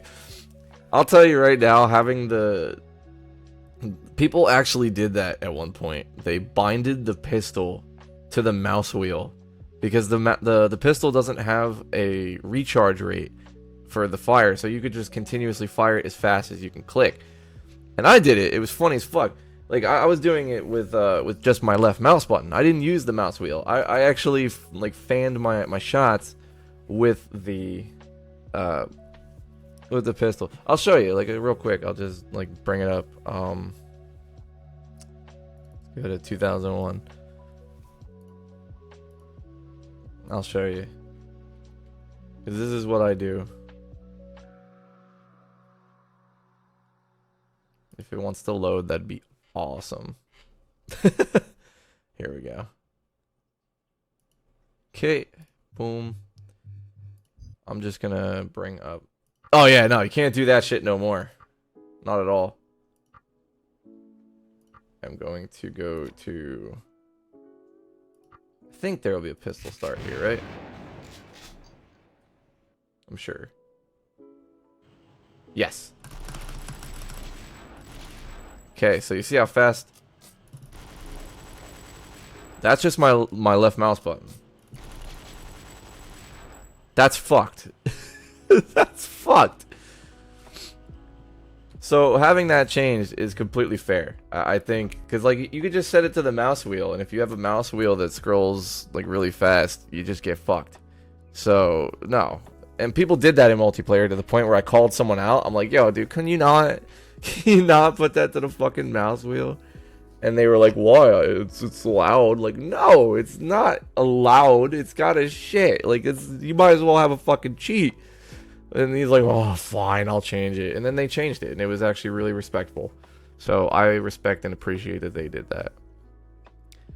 I still have to implement what you helped me with, but we've been in the asset trenches as of late. Oh, no worries, man. No fucking worries. I'm excited when that debuts.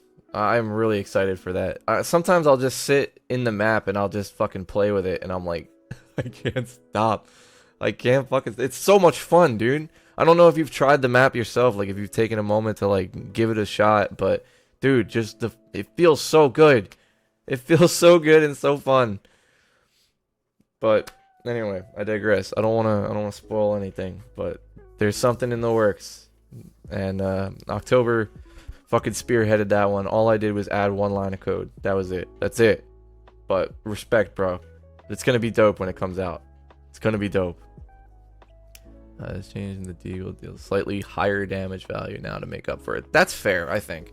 Having the Deagle do a little bit more damage is fair, I think. We'll cross that bridge too when we get to it. I think it'll be good to like work things out when it gets to it. But you know, if anything needs to be done, I'm sure it'll be taken care of. You don't have a high scrolling wheel. It's just a half-quarter mag burst. It really is, dude. It's just dumping a mag. It's dumping a whole fat mag into the fucking person. But if you're doing it with the left mouse button, you still have to have that kind of like trigger finger to make it all work. And that I think is like, okay, it's fair. If you have a trigger finger, cool. But anyway, haven't opened a map in like 2 months. No, dude, try it. Just fuck around with it and try it. I'm telling you, you won't be disappointed. It'll be so fucking fun. It'll be so much fun, bro. You'll love it. I'm telling you, when I jump in that map, I fuck around with it so much to the point where I'm like, this is great. This is great. But anyhow, I guess that's. Yeah, I think I've covered. I've covered pretty much everything I wanted to say today about all that, and I guess the reason why I left is pretty much clear now. It's because couldn't handle assholes at Duke 4, and a lot of people have told me on the side that you shouldn't be listening to those guys. They're not like. They don't dictate you. They don't, like, you know. But I've said too that despite it all, if you want to grow and succeed in the Duke community, unfortunately, you gotta follow these guys. Like, you gotta have some sort of in-standing. Otherwise, they're just gonna keep pushing you down and putting you down, and all of your efforts will be for naught. As you guys seen, I've been doing this stuff since 2011. Since I was 13 years old, I've been fucking around in the Duke Nukem community, bringing Duke Nukem content to everybody. And I loved doing that, and I still love doing that. But I just won't be the guy in charge. I'll be one of the guys that's in the shadows, making stuff. So I'm happy with that. I'm much happier making stuff in silence than I am leading stuff. Yeah. My favorite moment of that dumpster fire was an Ion Fury dev claiming there was a license violation over the Devastator. Wait, what the fuck? What the fuck? When that starts happening, you know you really want to give him oxygen. Oh my god. You know, speaking of Ion Fury dev, Hendrix is an Ion Fury dev. And that's one of the dudes who fucking baby clowns on me. So, if you notice in the Discord, for those of you that are in the Discord, and what's up, Colmedy? It's good to see you, bro. I'm glad to have you here. But if you look in my Discord, there's one game, or a couple games, that I refuse to play. And one of them is Ion Fury.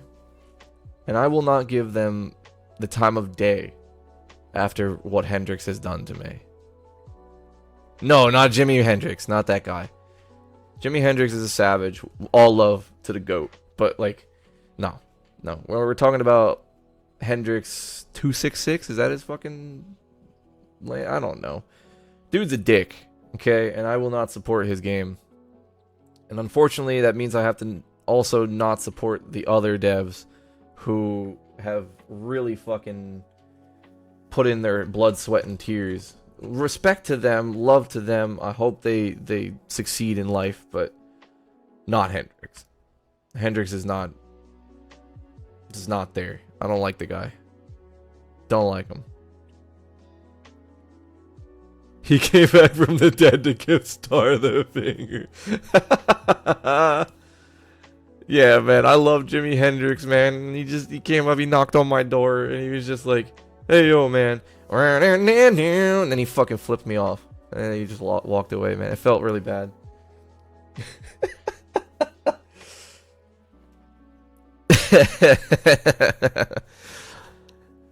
But yeah, that's kind of how it goes, man. I will not support Ion Fury because of the lead designer, and that sucks. It really sucks. Also, Lunik, I believe, is part of it too, and I fucking despise Lunik. Lunik is just... He's like... Imagine those kids in the shopping carts that just don't shut the fuck up when you're in the grocery store, and like, you go to the parent and you're like, "Hey, can you like calm your kid down a little bit? He's going a little apeshit." And then the kid looks at you and tells you to go fuck yourself, and then he starts roasting you for 5 minutes. Yeah, that's Lunik. Lunik is the cart baby, and that's how he's always been, and that's how he always will be. And that's why I don't like him. And Hendrix is the guy driving the cart. He's he's the parent pushing the cart. So I don't fuck with either of them. I would rather just go shop somewhere else and live my life in peace. That's where I'm at. And that's where I'm at. And the more I look into this, the more I see that there's good people that I have punished by doing this, by alienating myself from the Duke community. And that's why I continue to work in the shadows. That's why I continue to support you guys from my DMs. Like, it's all love. It's all love for you guys. Not for the ones that don't deserve it. Just imagine a grown-ass man in a diaper in a shopping cart fucking flipping off people. Yeah. Yeah. It's not Jimi Hendrix. Don't put Jimi Hendrix in the same boat as Hendrix from fucking Duke 4. Don't put them in the same category. One of them is a legend, one of them is a piss baby, and then we don't need no. And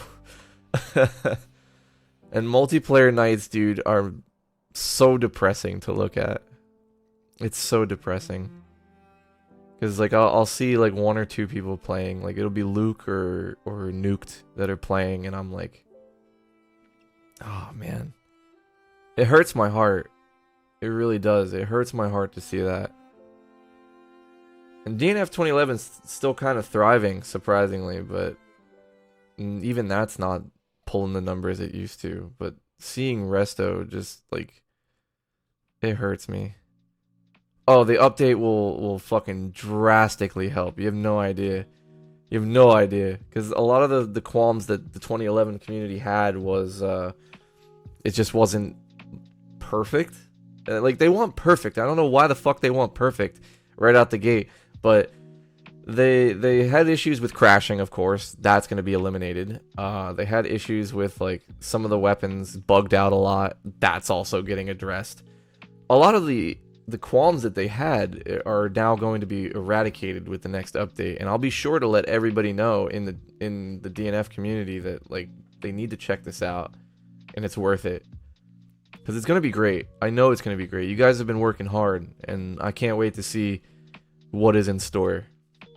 I know bits and pieces, but I don't know it all, but I know that it's going to be good, and I'm looking forward to it. I know that's going to breathe life back into multiplayer. It deserves it. The multiplayer is fucking dope for that game. And have I ever played TF2? I absolutely have played TF2. I still have it installed on my PC. I might play it one of these days. I mean, you can always recommend games for me to play on the Discord. Like, I take open suggestions. I have an entire channel of game. I wrote out all here. I'll bring it up real quick. On my channel here, where is there it is. Here we go. So on this channel is every game that I own. They're not all downloaded, but I own every one of these games. Every one of them. I refuse to play Balls of Steel because it's a Duke Nukem game, but I digress. Here's Ion Fury. Like I said, I refuse to play it. And the other game that I refuse to play is Overwatch 2. I know, based, but, like, still. Refuse to play. Anyway, boom, done. But all these games, you are welcome to recommend one of them to me. If it's a game I don't have, I can look into it. If it's cheap, I'll look into it, because I just don't have the money at the time. And yeah, I hope they get rid of the bots. But oh shit, you gotta go? Yo, Steward, one love, bro. You beautiful bastard. One love to you, brother. One fucking love, dude. And if you're not in the Discord already, I don't know if you are, if you joined in, because I think somebody joined in. Might have been you, might have been somebody else. But peace, brother. Peace and love to you. Thank you for tuning in. Fuck yeah, dude. One love. But that goes to everybody. You're more than welcome to recommend a game, and I'll take it into consideration. If you're the only one to recommend the game, I'll be like, all right, fuck it, we're gonna do intravenous, like I was supposed to do, but I felt like this needed to be said, so I gave people the option. I don't normally take that freedom, but I had to at that point because I was like, you know what, it's kind of eating me away. I just want to get it the fuck off my chest, and I'm kind of glad I did. It deserved to happen, and I'm gonna be leaving this video up. I'm gonna save the entire video as a highlight. Might even post it on my YouTube channel to give people the full scoop. And I know if I do post it on YouTube, I'm gonna get the Duke 4 babies to come in and jump in my shit, because that's what they do. It's a cult if you look at it that way. It's a cult, and the moment you call out one of their cult members, the entire cult collapses on you. And that happens, and it kind of happens everywhere, you know. I get it that you want to stick up for your boy, but if your boy is being an asshole, I think you should be a better friend and tell them they're being an asshole and call them out for it. Like, that's what you do. You don't, like, if your friend's going into a grocery store, for example, right? Like, if your friend goes into a grocery store and your friend's just like screaming out, "These prices fucking suck! Everybody in here is a bitch!" You're gonna tell your friend to calm the fuck down, right? For one reason or another. One, it's probably making you look shitty. It's probably embarrassing as fuck for you. Two, because you don't want your friend to get in trouble or get into some shit that he's not going to be able to get himself out of. The problem with the internet is there's no repercussions for assholes like these. So you can have some guy going in screaming, "Fuck this guy, he's an asshole," and then you've got, like, no way to stop them. They get to fucking go apeshit, right? And that sucks. That fucking sucks. And that's the shit that eats at you at night. And you're right, Liquid. I could just mute them in the comments. And as a matter of fact, I would. I absolutely fucking would. If it's not a genuine comment that invokes thought, right? Because if you're going to debate me, let's debate in an intelligent manner. Let's talk. Let's actually discuss what's going on. Because Liquid, for example, welcome back, dude. That was quick. Jesus. But Liquid, you and I had a spat. Pretty big one, I would say. But the fact that we're talking here today shows that we can be bigger people and we can talk our fucking problems out. And we can get to a resolution.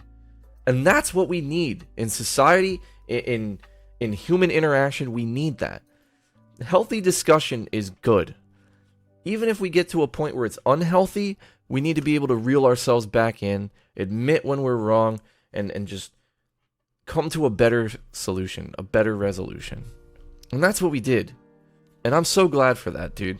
Because if you asked me, like, why we got into a fight before, I couldn't even tell you, to be honest. Because it... Smoke weed every day. Take a puff. Wants to strangle the guy who made the Duke script. He gets me.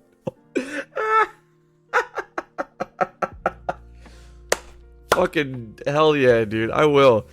I gotta like, hold on. You know what? I'll pack my bowl. Where's my fucking bat? There it is. It's all the way over there. Give me 1 second. I'll pack the bowl in the meantime, at least, so I can have it ready. I can't take the stream outside to my balcony, where I'd like to. And then I can smoke and talk with you guys. But I'll still pack that bowl. Yeah, take a puff in honor of the coroner. I think that's what he's always going to be labeled as now, is the Duke Coroner. Because we are talking about fucking the same guy, I assume. I'm sorry, I'm glad we were able to move through stuff too. Honestly, everyone we've tried to move on from this stuff. Honestly, everyone we've tried to move on from this stuff, with you are one of the few that's been actually interested in sorting it out. Dude, because the same reason I wanted to be a part of the group and be a part of what you guys were doing is because you had the same fucking vision as me. And it was to keep Duke Nukem alive. And keep Duke preserved for the fans. And continue to pull in new members and new faces to an otherwise dying franchise. And we all care about Duke, and I don't think we should let our personal shit get in between that, right? We shouldn't. Because we're all in this together. And as small of a community as Duke Nukem is, we can't be pushing each other down. We can't be doing that. And that's why I despise Duke 4s, because it's a lot of that. I mean, granted, some people they clown on deserve it. Like, Mark Carminari kind of deserves it. But, like, then you've got, like, other people who, like myself, like, they don't even give credit to people like CK3D or William G or Ledsborn, who put out fucking incredible masterpieces. Like, they don't give credit to these people. They'd rather sit there and dog on others rather than boost people. And that sucks. That's shit. Why are we doing that? For what? It's not healthy. But I know from my experience with you, Liquid, and with a lot of people in the Resto project, is that you guys are open to working things out. Even if you have a major falling out, you're willing to work things out. Because I remember you let Future Time back into the server. You gave him another shot. And then he left on his own volition, but that was like, whatever. But you gave him the opportunity. And he took it. And you know, not for nothing, it sort of kind of worked out until he started being Future Time. But it's just it's that fact that you guys are open to that kind of thing, and you're open to talking things out. That's what needs to happen, especially within a community as small as Duke Nukem is. We can't keep pushing people down. It's not how it works, and that's not how we're gonna grow the community. It's not. And with the gatekeeping that happens in Duke 4, it's only going to hurt Duke more. And I stand firm behind the belief that if we continue to put others down and we continue to make a giant circle jerk of cynical douchebags that all have egos bigger than Duke Nukem himself, I think Gearbox is going to see that too. I think 2K is going to see that. I think everybody that has any sort of power in Duke Nukem is going to see that. And they're not going to want it. And it's true when I say this, and this is just taking from what Randy said. Please don't out me. I'm just regurgitating what was spoken by Randy. Randy Pitchford said, and I quote, when in regards to the Duke Nukem community, and I quote, "They're autistic. They don't know what they want." That's what he said. Do you think he was looking at Resto? Do you think he was looking at DNF community tournaments? I don't think so. Because if he was, he would see that there is a lot of fans that care and are willing to do a lot for Duke Nukem. But no, he was looking at Duke 4. Because he knows that that's all that goes on in there. It's just hate spewing and nonsensical bashing. Another reason I'm basically fine separating ourselves from... Exactly, dude. And you guys ultimately in the end didn't really have a choice. Like, you couldn't back away like I did. You couldn't just like give it all up. Like, you're making a great thing, and everybody deserves to see what you guys are working on. Everybody deserves to play Duke Nukem Forever 2001 Restoration Project. I firmly believe that. Like, it's deserved. And I know that no matter what, like, you guys won't back down. Because fuck those guys, right? Fuck them. Doesn't matter. Fuck them. And at the end of the day, that's fine. That's completely fine. You guys are doing God's work. You're doing God's work. Respect to you.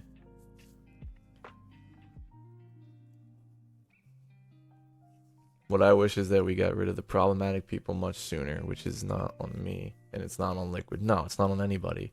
Even though Liquid always gets the heat for what those people did. Yeah, that is a very big injustice. And I look at it from my perspective, and I know more than most because I've been on both sides of the fence. Like, you get too much shit, like, for what, like, the things that you haven't done, like the whole Spider-Man fiasco. Fuck, I left out the Spider-Man fiasco. Holy shit. I think that's for good though. I think it's best we not get into that because I don't want to talk about him. But yeah, people blamed that on you. People blamed literally every fucking thing that happened with that project was blamed on Liquid, and it's. I understand, cause like, oh, Mr. Red means stop this time of day. Yeah, no, for sure. We're not gonna give him more time than he deserves. But yeah, I know it's because Liquid, you're always the guy in the spotlight. You're always the guy that's like, you're the most active out of everybody. Like, in terms of the leads, I would say it's like you are number one. ETPC is second, close second.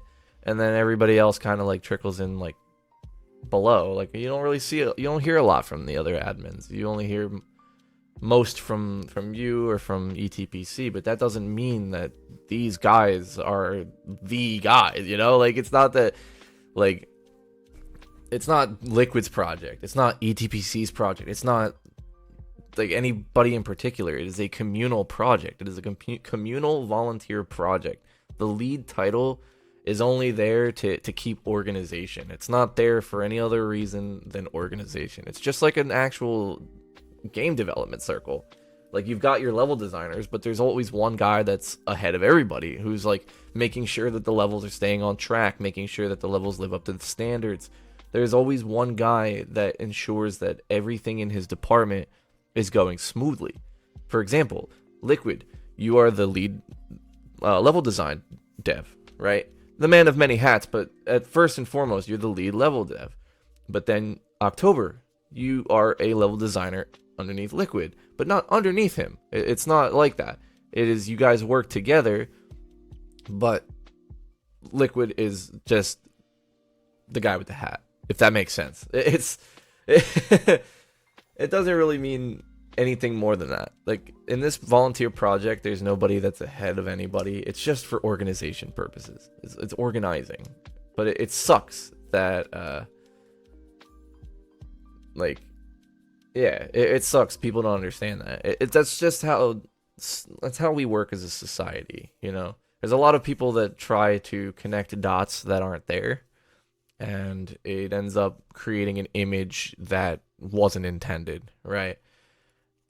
And that's why when you do those connect the dot puzzles, you have to go one after the other. You have to go from 1 to 2, from 2 to 3 to 3 to 4. But sometimes people try to make up their own fucking numbers and hieroglyphs and make their own image out of shit. And that's something that Duke 4 is famous for. But anyway.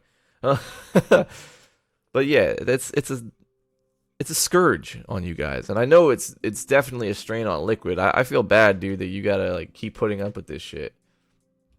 And it's not good. But I'll say it first and foremost that don't blame Liquid. And welcome back, Steward. Just Italian risotto and red radish. Ooh, that sounds so good. Oh, that sounds so good. God, I could go for some food right now. Nah, but anyway,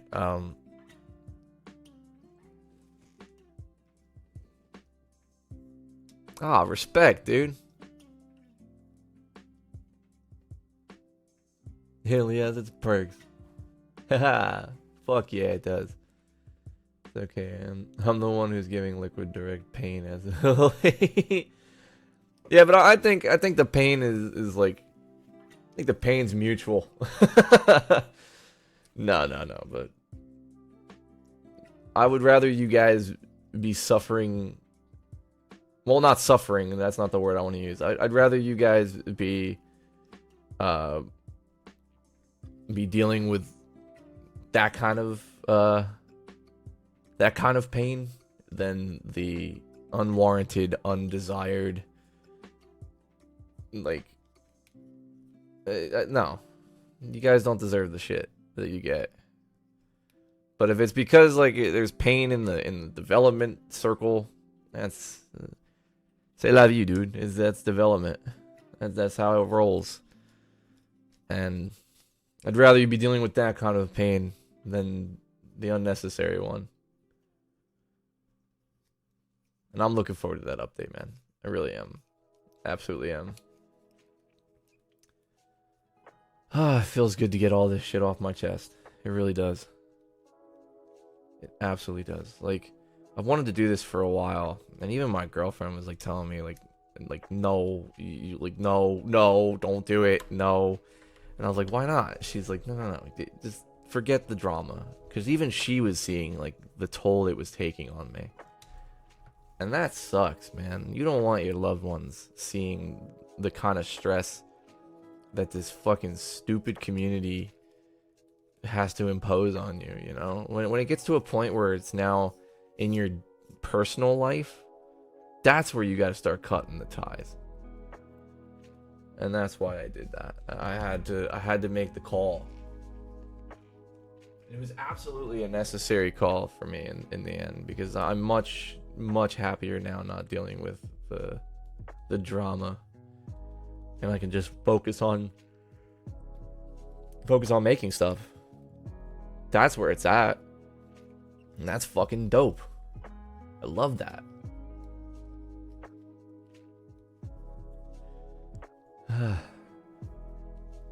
Anyway.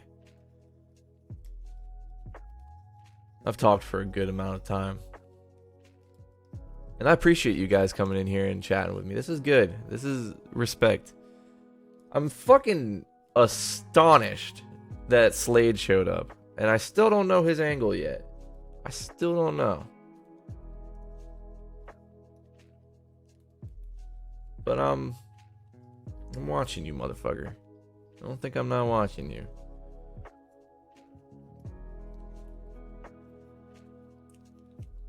If something hurts more than its words, it's better to leave it. That's true. Wise words.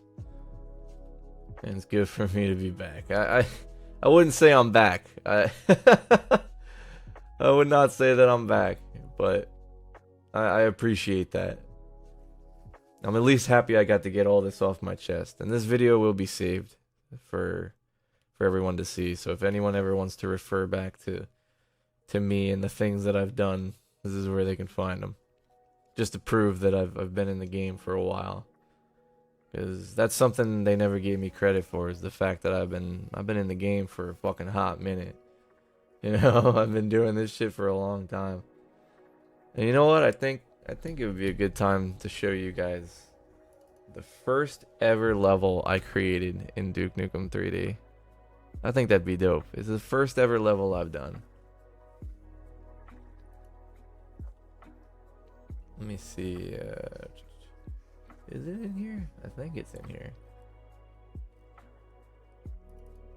Oh, that's the config file. Nope, don't want that. I want this. Okay. Alright, so let's see.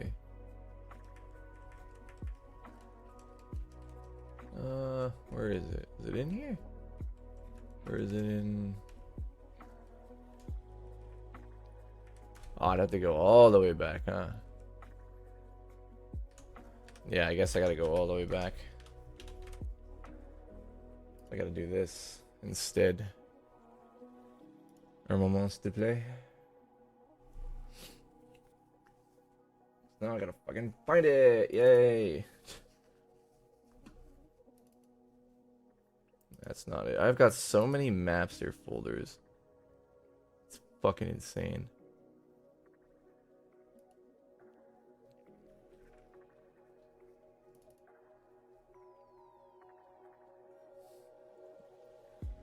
Oh, that's most of them, but it's not. God, there's so many damn levels. I think I still have the level I was using for tool learning from back when I actually started level designing and not just doing play testing. Oh, those are great, dude. The OG maps.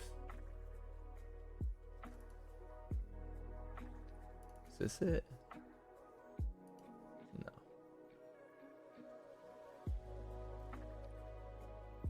What the fuck?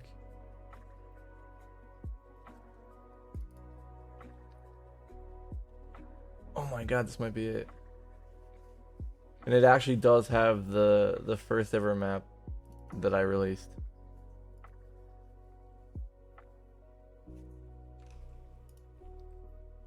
Okay, here we go. An Duke launcher for Android. What the fuck? It's kind of weird.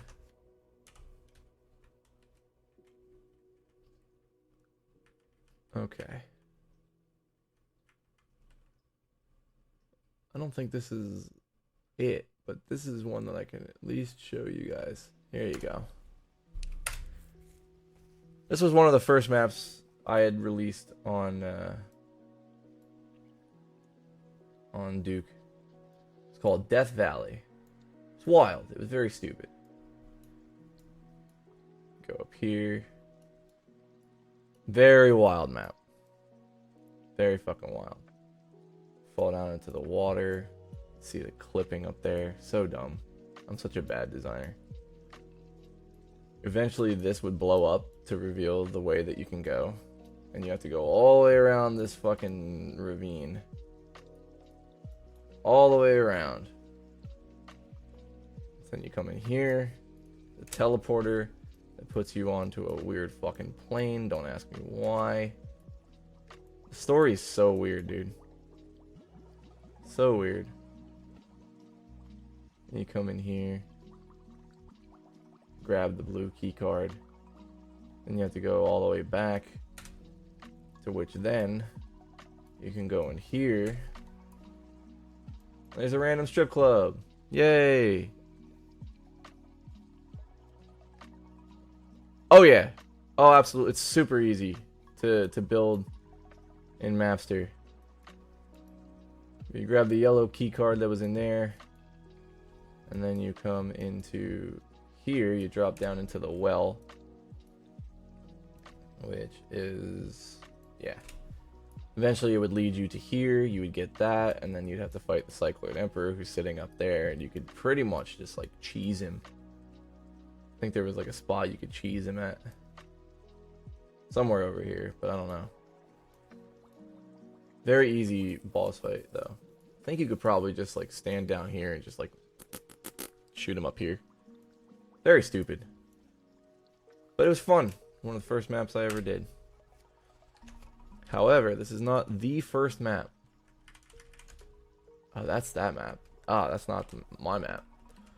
Oh, factory. This was the early concept of fucking... oh yeah, and the QR code. That's funny. If you scan this QR code, it actually works. Like if you pull up your phone, I'll give you guys a second. It's actually kind of cool. If you pull up your phone and you scan that QR code, it will come up with something.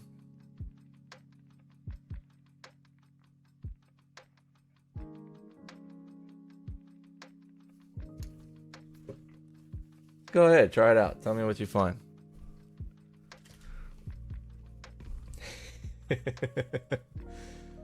For those that are watching this after the fact, leave a comment what it says when you pull it up.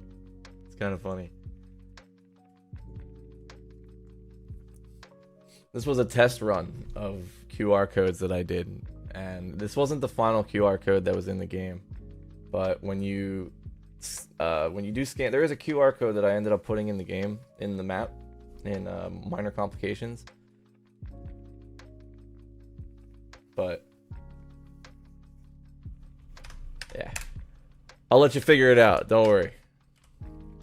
You can check it out later. Maybe watch it on YouTube later, and then pull up your phone. Check it out. For now, I want to see if I can find the map. It's not reading it. Ah, it might be too small.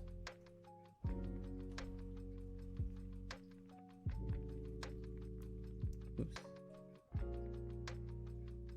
Here. That might work.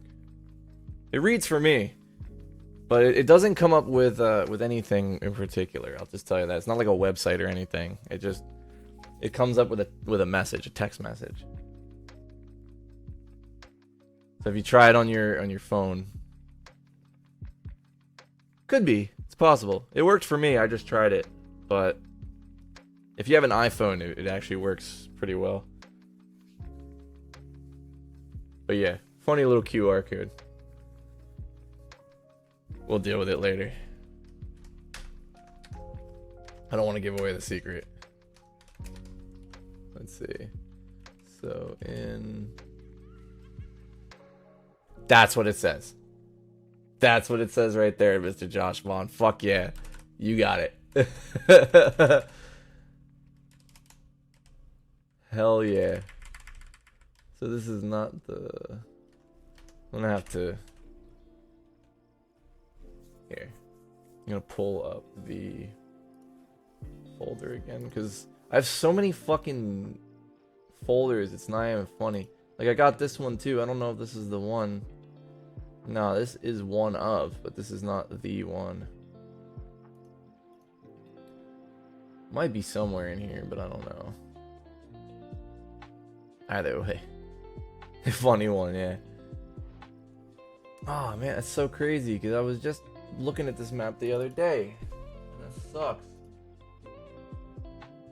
So I was trying to make it in 2001. I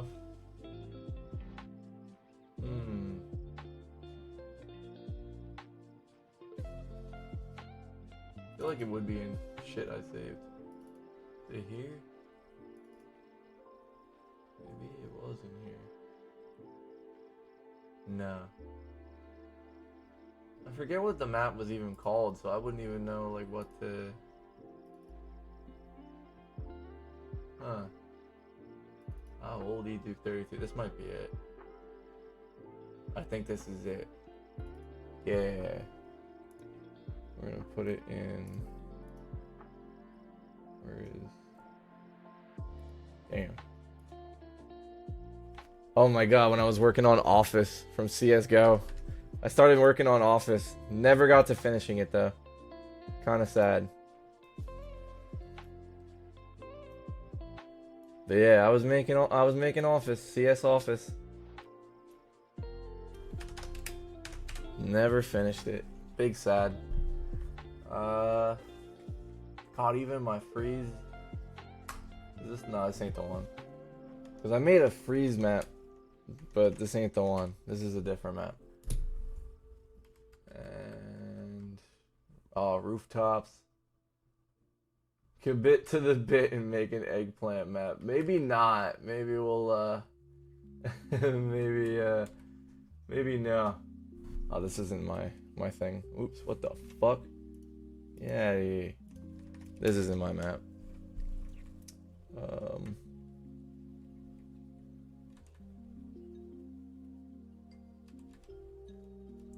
Yeah, I don't think this is it either. What the hell?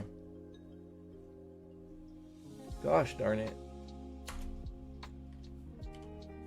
Huh. Oh well. I'll find it one of these days, and I'll maybe upload it for others to see. But yeah. Looks like I'm just not finding it.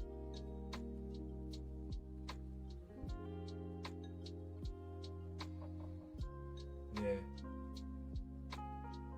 Oh, no, here it is. Holy shit. Holy shit. I was so close. I was so fucking close. Jeez. Here we go. Oh, the high res pack. Fuck me, dude. I didn't want to load that. But now you're going to get to see it with the high res.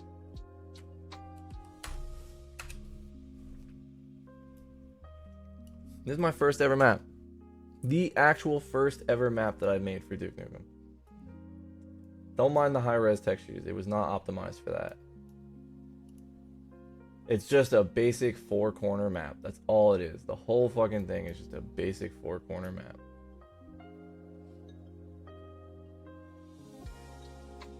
And I'd love to try to create it for 2001, but That might involve me maybe using some elevators here, I think. Might be better. And there's an underwater segment. This is all it is. And it connects to both sides of the map, so you can grab stuff down here. Come up under here would be cool. But yeah. That's the whole ordeal. First ever fucking map. Hey, Logidroid, welcome. But yeah, I guess I gotta make an eggplant map now, don't I? Duke Nukem will live forever. God damn. The better DNF. I guess you could say that, yeah. So crazy. I made this map sometime in like 2013.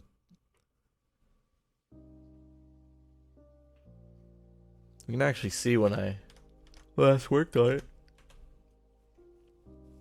Where is it? Duke is life.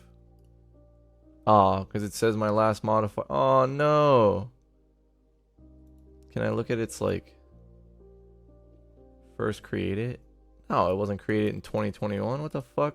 That's not true at all. Oh well. Cause like, first of all, if this map here, Doom 1 E1M9 was made in 2016. This one was made in 2015. Well, that's not mine. This was made in 2016. No. Like, clearly. Date modified. Okay. Oh, that's 2006. I didn't fucking make that map. This was in 2014. Okay. If I made this map in 2014, and that's my first ever map, Duke is life, there's no fucking way that it was made any time after this. It's just not a thing. So there you go. I might actually... I've been... Hold on. Hold on. Hold on. It's in here somewhere.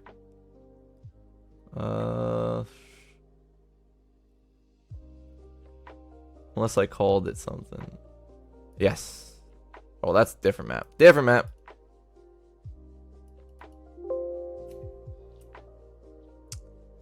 Where is it? Ah, this one. Here it is.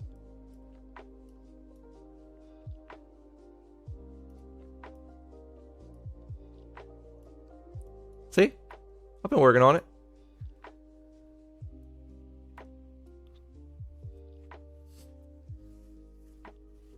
Oh, right now I'm making a map for Sven Co-op. I don't know if you know. Oh, nice. I do know Sven Co-op. I've never actually tried it myself. But people have told me that I should get on that. So it's definitely something I'll be looking into down the line.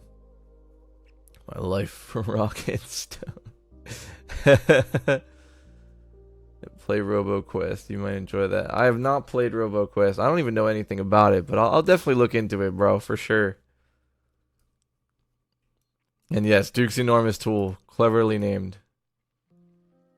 Also, each room has its own color. Yellow, green. Don't mind the, I was fucking around with it, so a lot of things got kind of fucked up. And there's like big BSP holes laying around that I gotta fix. But other than that, yeah. I've been working. Been working on it. I'm also making an upper area too, so that like players can look down and shoot. It's more vertical now because of DNF. Hell yeah.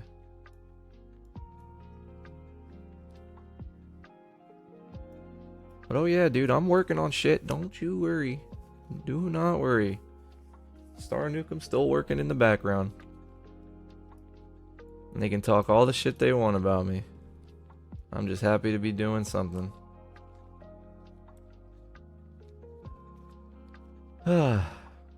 One day this will see release. One day. Excuse me. Yeah, I don't know how this fucking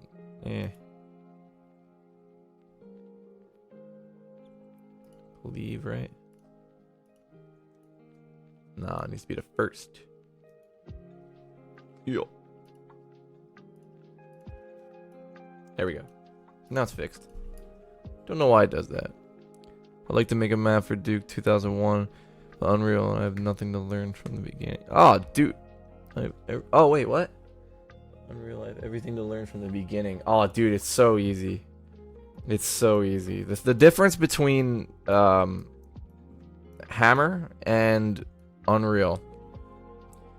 Imagine in Hammer, you're working with an entirely open space, and you're just putting building blocks together, right? Like you're putting a bunch of additive blocks, but in Unreal, in old Unreal, instead of that, you're pretty much cookie cutting the map out.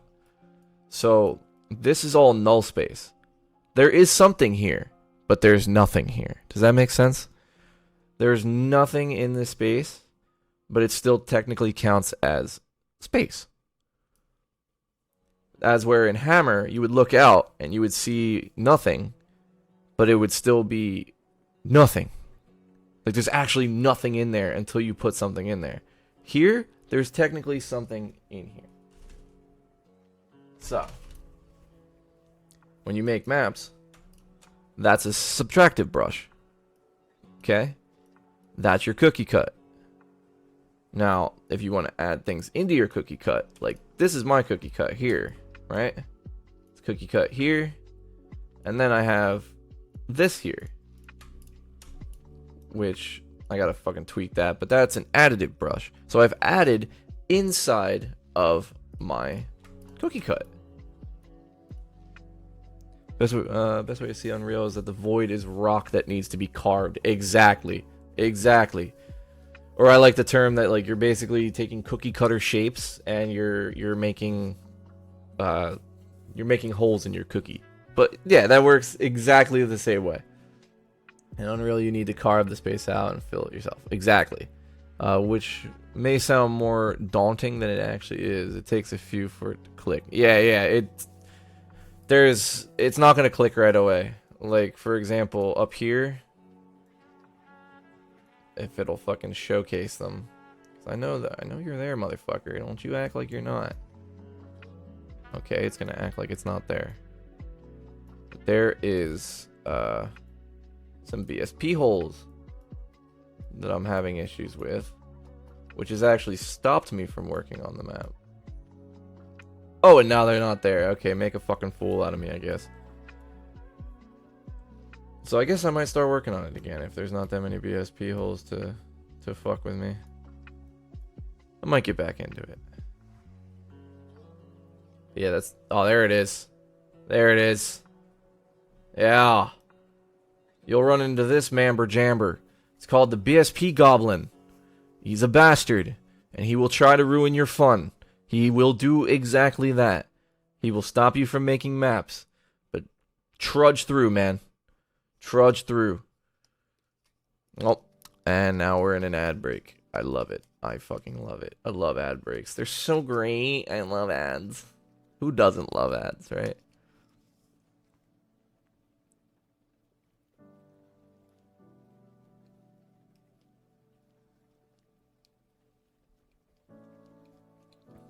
Yeah, that one's not the worst, for sure.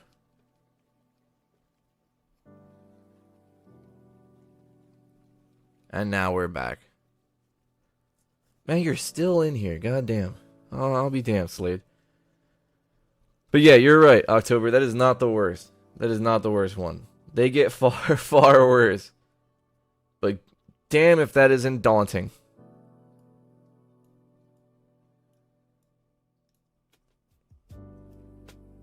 It's probably something stupid. Because what you could do, and this is where things get really tricky, is you copy, now you bring up Notepad, and then you just paste. Now it all looks kind of like, what the fuck did you just put in there, right? But then you look around, and you see things like this. If it's got something like that, you're fucked. That's going to cause you a BSP hole. Because everything needs to be on the grid in Unreal. everything. If you move something slightly off grid, you are immediately prone to have a BSP hole. Immediately. Doesn't matter. It doesn't matter if you don't see the BSP hole yet. You're probably going to get it. And now with stuff like this, I actually have to manually go in and fix all that stuff, because this is probably the thing that's causing me the errors. So I just have to go in and tweak it a little bit. No big deal. No big deal. So what I'll do, well, it seems like it'll be a lot of changing, so I think I'll just hold off on it. But at least now I know one of the things I can look into. But this is great for analyzing issues. You could do that with all your objects too. You can copy, bring back Notepad, because I didn't think I was going to use it, paste, and you can do it with all your objects. And you want everything to be on a grid like that. You want it to have 0, 0, 0 at the end. You don't want anything without that. That's one way to look into BSP holes. And a lot of the things I'm telling you, October has already told me. So I want to share that information with you. Because this man has fought the goblin more times, to the point where it's like a fucking raid boss for him at this point. Right? Would you say that's about accurate? You're constantly fighting with that fucking goblin.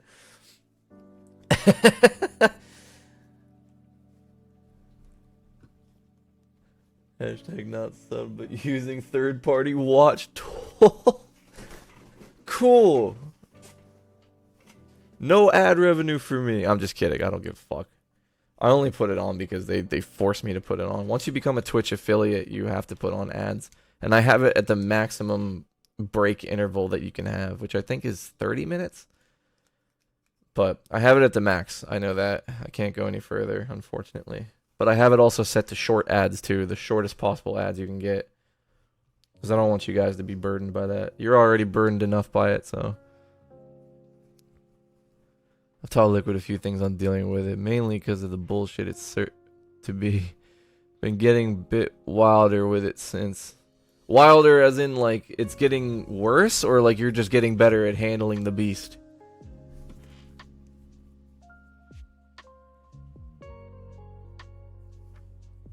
So here, I'll just back out. I don't care about saving it. Doo-doo-doo. Yeah, so that's the couple of things I wanted to show you guys.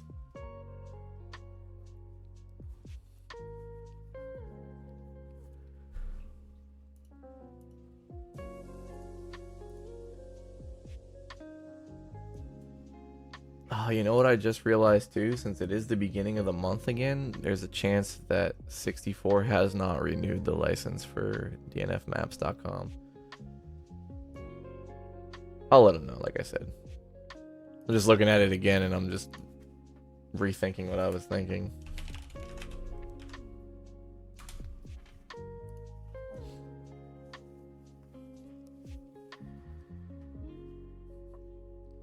Some of the stuff I adjusted back in October last year was, for example, me redoing the 2002 penthouse, which has a lot of... Oh, dude, yeah.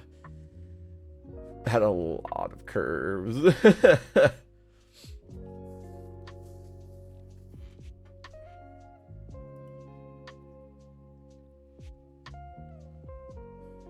I basically went through the thought process on that one with Liquid at the time. Oh, dude, the hell you had to have probably gone through. There was one thing clicking after the other. Oh, that makes sense. That's good. That's absolutely good.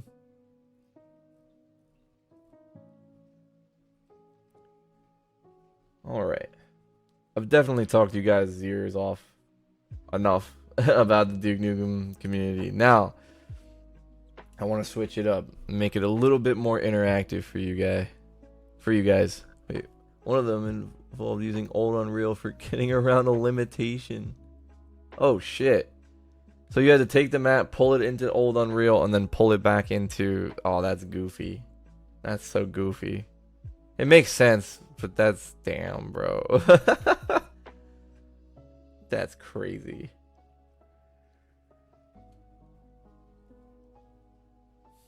Oof. Big oof. Yeah, that's true. There's a lot of things you can use that are just outright better.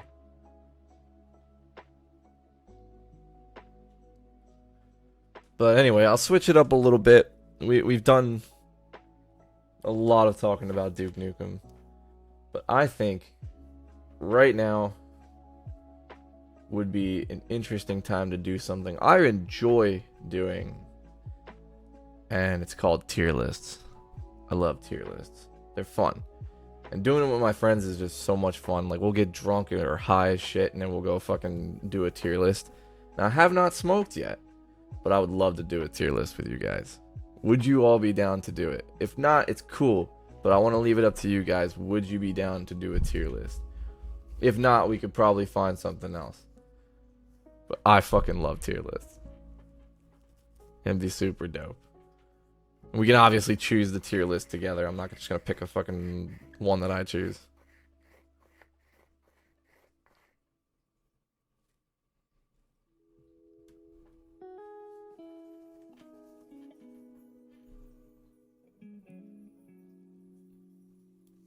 I don't know what I'll do from here, but I'll be here and out. Ah, bro. They're so much fun. And if you get a good one, they can get really fucking enthralling. Like, for example, there's one that's like the ultimate drinks tier list. Here's one, just for an example, just to show you what I mean. So, we can, I guess, oh, well, okay. Oh, wow. You can do votes and stuff? That's kind of cool. What the hell is that? Oh. How do we do that? Oh, because it's a live poll. Oh, that's crazy. I don't know nothing about all that. What?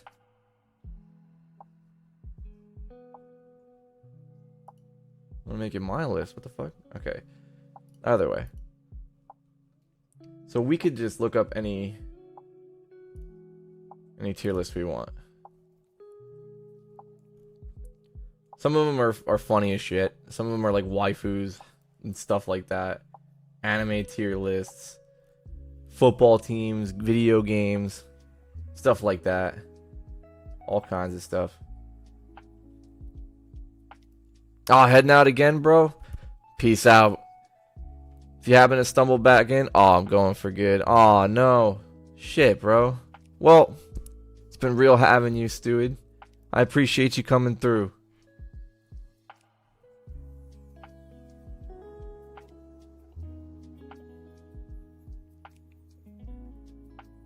We could just take a random tier list, I think.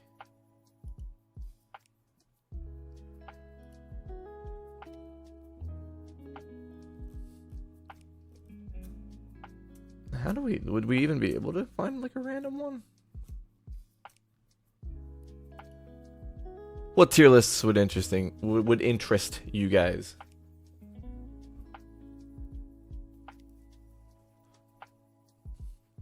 So I can't think of anything at the moment. I'm fucking brain dead.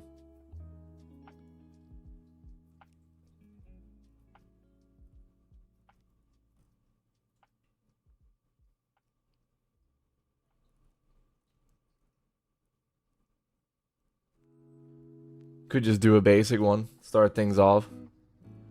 I like that drink tier list.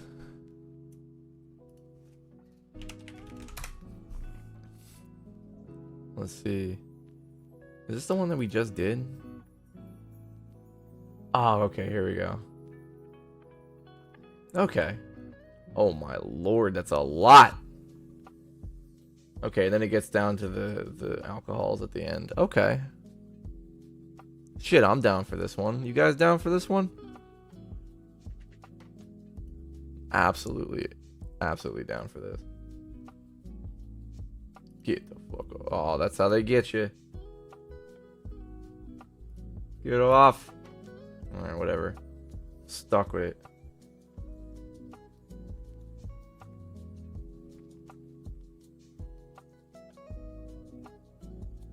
Yeah, but if there's anything that sticks out to you guys, other than drinks, we can absolutely change it up. But I figured drinks is like a pretty all well-rounded one. Like, Like, who hasn't had a Mountain Dew? Or who hasn't had tap water? Like, come on.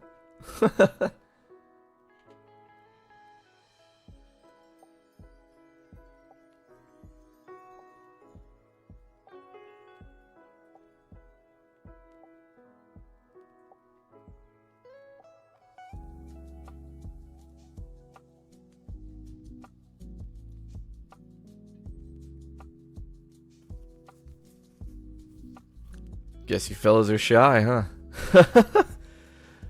No worries. I guess we'll start it off.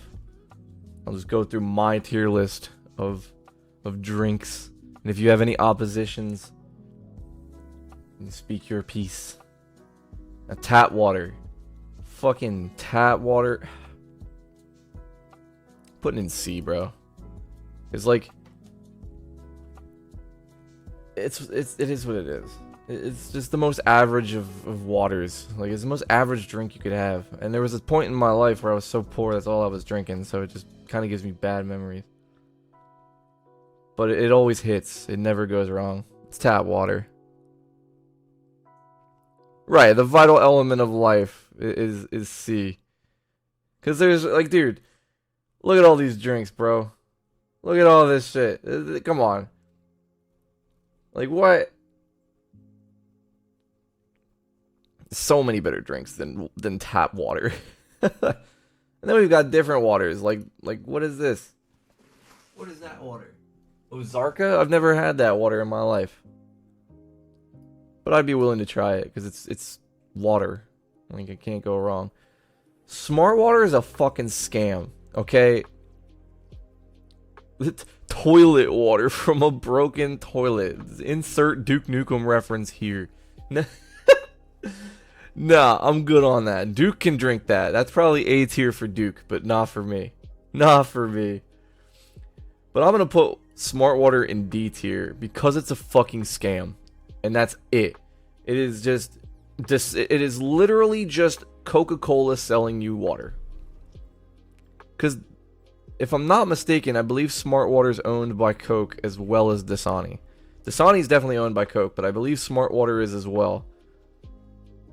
Yes, they are actually. You can tell the difference between water brands. They all taste the same. Yeah, so funny you mentioned that. Different waters do have different tastes. And from working at a grocery store, you get to try them all. And you will realize there are ones that are just outright better. Like, for me, Nestle slaps the most. I love Nestle the most. It is my favorite. And after that would probably be, I don't know. I don't know what my second best is, but I know Nestle's my favorite. And it's weird. It's weird because you would think, right? It's just water. How can it be different? But they have different, like, filtrations and shit. It just makes it different, and it's so good. Anyway, smoothies. In general, smoothies are gas. They're going in A. And the only reason I don't put them in S tier is because there are, like, I'm thinking of, like, those veggie smoothies. I don't fuck with them. I don't like those veggie smoothies. And they're good for you. They're very healthy for you. But that's the only thing that's keeping it out of B tier. I love smoothies. I really do. They're fucking gas. If at any point you guys have objections to this tier list, like I said, speak up. Now, snow cones. Snow cones are gas. I like snow cones. But I don't like them better than any other treat. I think that's going to be our first B tier. Because, like, snow cone... There's never, like, a point in my life where I just say, man, I could really go for a fucking snow cone. But if somebody brought me out a snow cone, I'd be like, oh, hell yeah, snow cone. You know, I've never just outright gone out of my way to get a snow cone. So, I don't know. I'm not big on, I don't go out of my way. I assume that's hot chocolate, and if that is, that's immediate S tier. Hot chocolate is the fucking best. On a cold winter day, a nice hot cup of hot chocolate is exactly what you need to rejuvenate yourself. That will bring you out of depression. That fucking cup is heaven with marshmallows. It's so good. So good. Now, I like mine with marshmallows. Some people don't. I like mine with marshmallows. It's just gas. It's so gas. And chocolate milk's another easy S tier for me. I like chocolate. I like chocolate, and I will sit there and drink an entire gallon of chocolate milk in one fucking day. It's so gross. I'll do it. I love chocolate milk so much. Love chocolate milk. And I don't care how old you are either. Like, chocolate milk will always hit.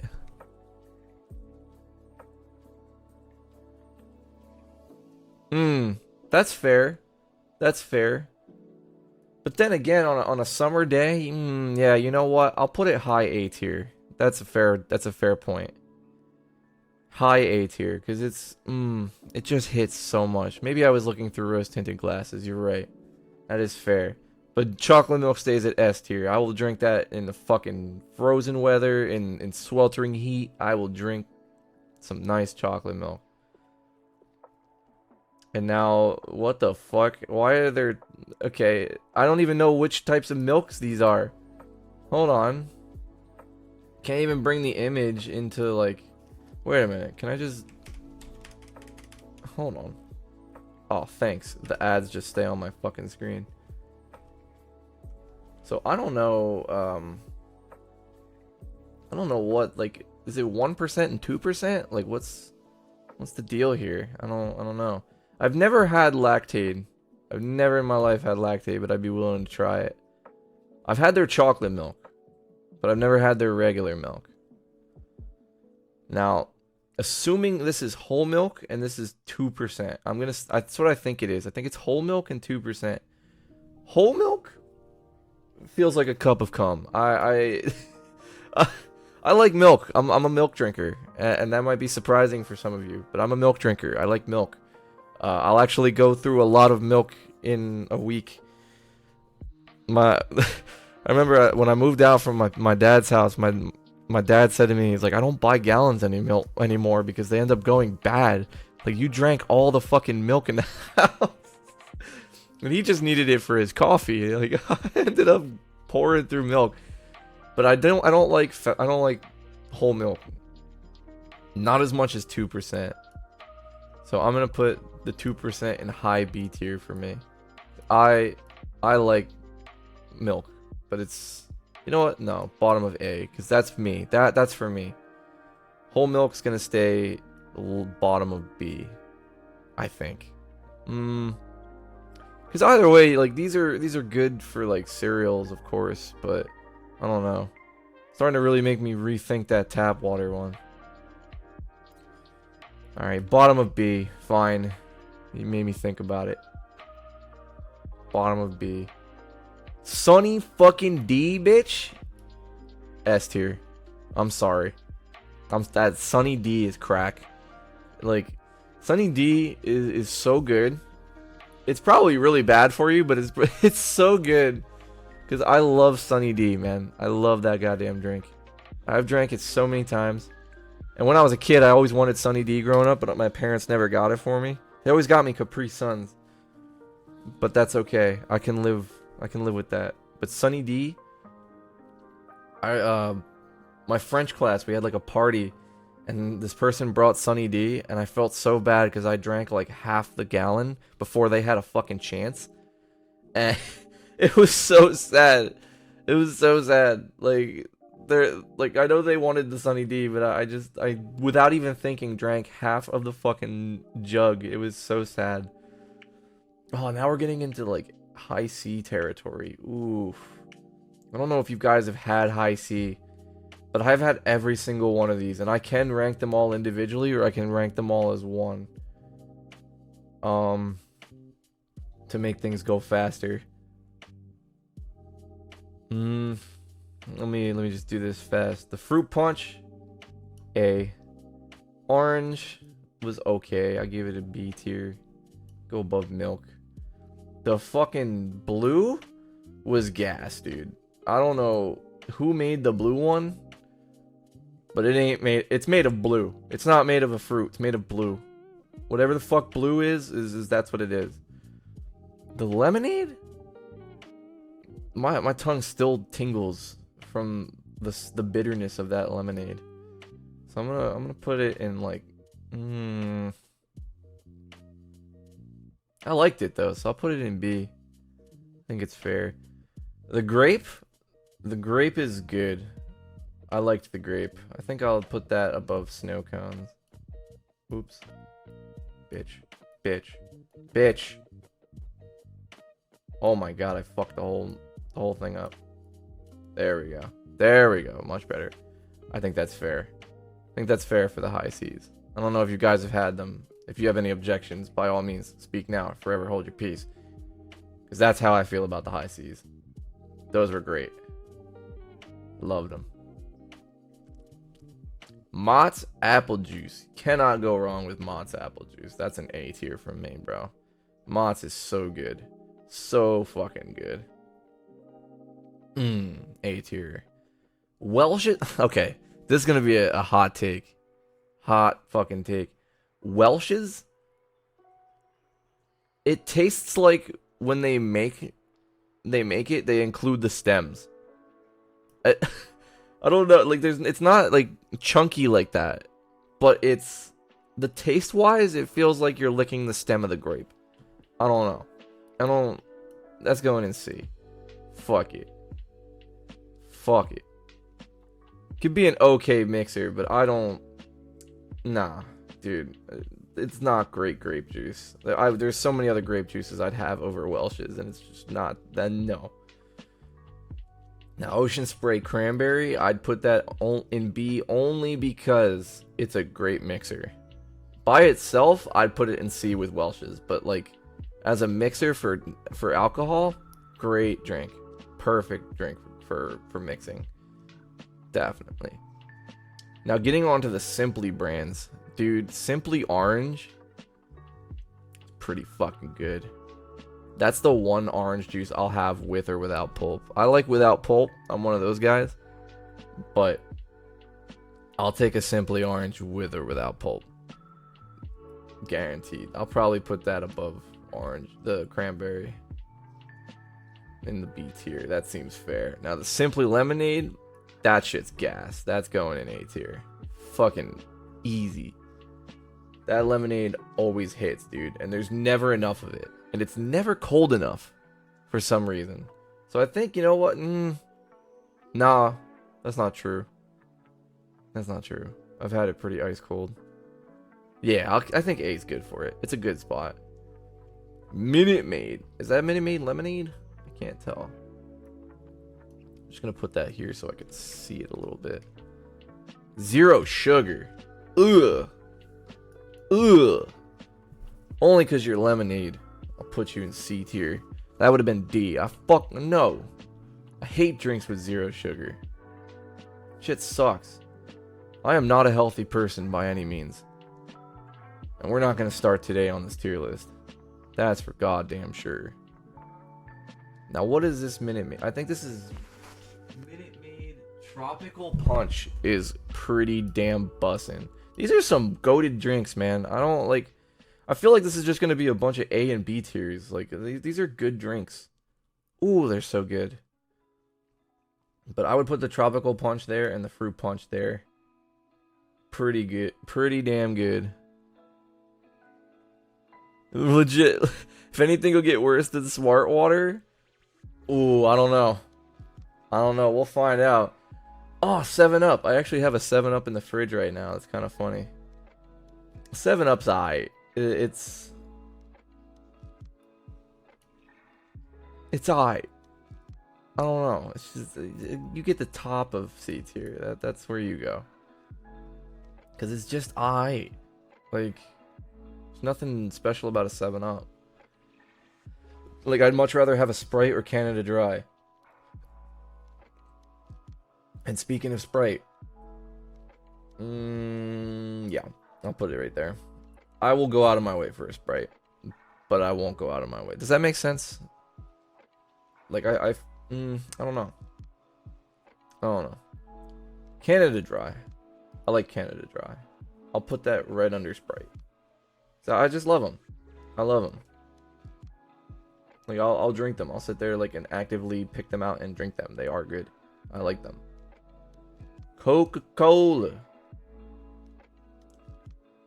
These are just like average drinks, man. Like it's a B tier. Diet Coke is a C tier because they take all the fun out and they just leave you with like, I don't know. Diet Coke just feels sad. When you drink it, it's just sad. I can't describe it. The taste of a Diet Coke compared to a regular Coke is just like, it's sad. It makes you wish for the rest of the Coke.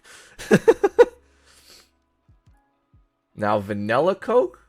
Bitch, that's an A tier. The vanilla adds so much sweetness to it. I love it. Oh, Coke Zero is the same. Coke Zero is sad as fuck.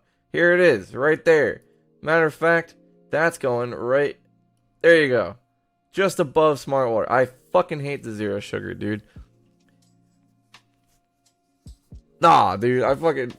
Nah, I don't like zero sugar. The zero sugar just tastes tangy. It tastes too tangy. Like, okay, fine. Then I'll probably put it at the bottom of C. Diet Coke tastes a little bit better than zero sugar Coke. I don't fuck with zero sugar Coke. I've given it way more tries than I legally should have. It's just not working out for me, but I do not like it. But if you can convince me to put it anywhere else, by all means, please. I don't fuck with it. But I do know people that do fuck with it. So, I'm all ears. In the meantime, is that orange vanilla? Fuck yeah, that's also going in A tier. Not above vanilla, but it's better than Diet Coke. I don't know about that. I'm trying to think in my head now of the two tastes. Diet Coke is a sad drink. It just tastes like sad. Zero sugar tastes like it wants to be something that it's not.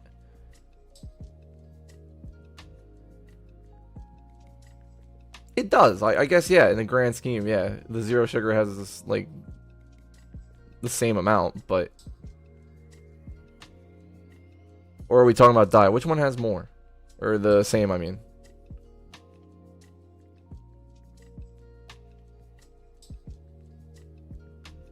The zero, okay. Had me second guessing there. Yeah, but like, I don't... I'm not really drinking the sodas for the caffeine. I'm drinking them more for the taste. And for me, zero sugar just, like, it tastes like it's trying too hard. Does that make sense? Like, Diet Coke, it just knows it wants to be depressing. And it just tastes like that. Zero sugar is just like, look at me, guys. I'm Coca-Cola with zero sugar. We're just like, no, shut the fuck up. Like, that's how I feel about it. Like, I don't know. That's my personal beef with zero sugar Coke. But I'll put it this way. I'll label Diet Coke and zero sugar as a tie. Since I can't really put them together, I'll label them a tie. Alright? I think that's fair. Anyway, the cherry Coke is bussin'. But I wouldn't put it in A tier. I'd put it right at the top of B tier, comfortably. Promoted by the sugar industry. What? Yeah, I guess that's just America. If you think about it. America has put us in fucking hock. Is there no root beer? No, there's gotta be root beer. Yeah, there's root beer on this list. I can't wait to get to the root beer. I love root beer. That's my favorite soda of all time. I fucking love root beer. Love it. Yeah, I was worried too. When you said that, I got scared. I was really scared for a moment. Oh, man. Now these, all of these I have not tried. I don't even know what the fuck they are. Hold on. What even are they? Can't even look at it. SD Blood Orange Diet Coke. What the fuck? Oh, so they're just different flavors of Diet Coke. Well, I've not tried them, but I'd be willing to try them once. Just to see what the hype is. Like, to see if it was even worth them pulling that out of their ass. I'd be willing to try it. As for Fanta. I love Fanta. I love it. But I wouldn't say that I'd put it in like anything above a B tier. Because I'll definitely put it above Sprite. I like Fanta a little bit better than Sprite. You know what? Actually, let me rearrange this a little bit. Cranberry, you need to go right the fuck there. And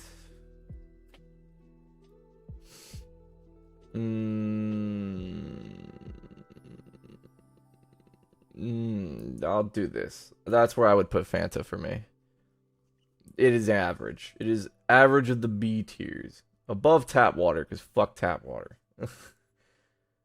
Water from a toilet. That's probably where I'd put it. If there are any objections, by all means. But that's where I'm keeping that for now. Dr. Pepper. Here's where I'm going to get people to hate me. I love Dr. Pepper. Dr. Pepper is an A tier drink.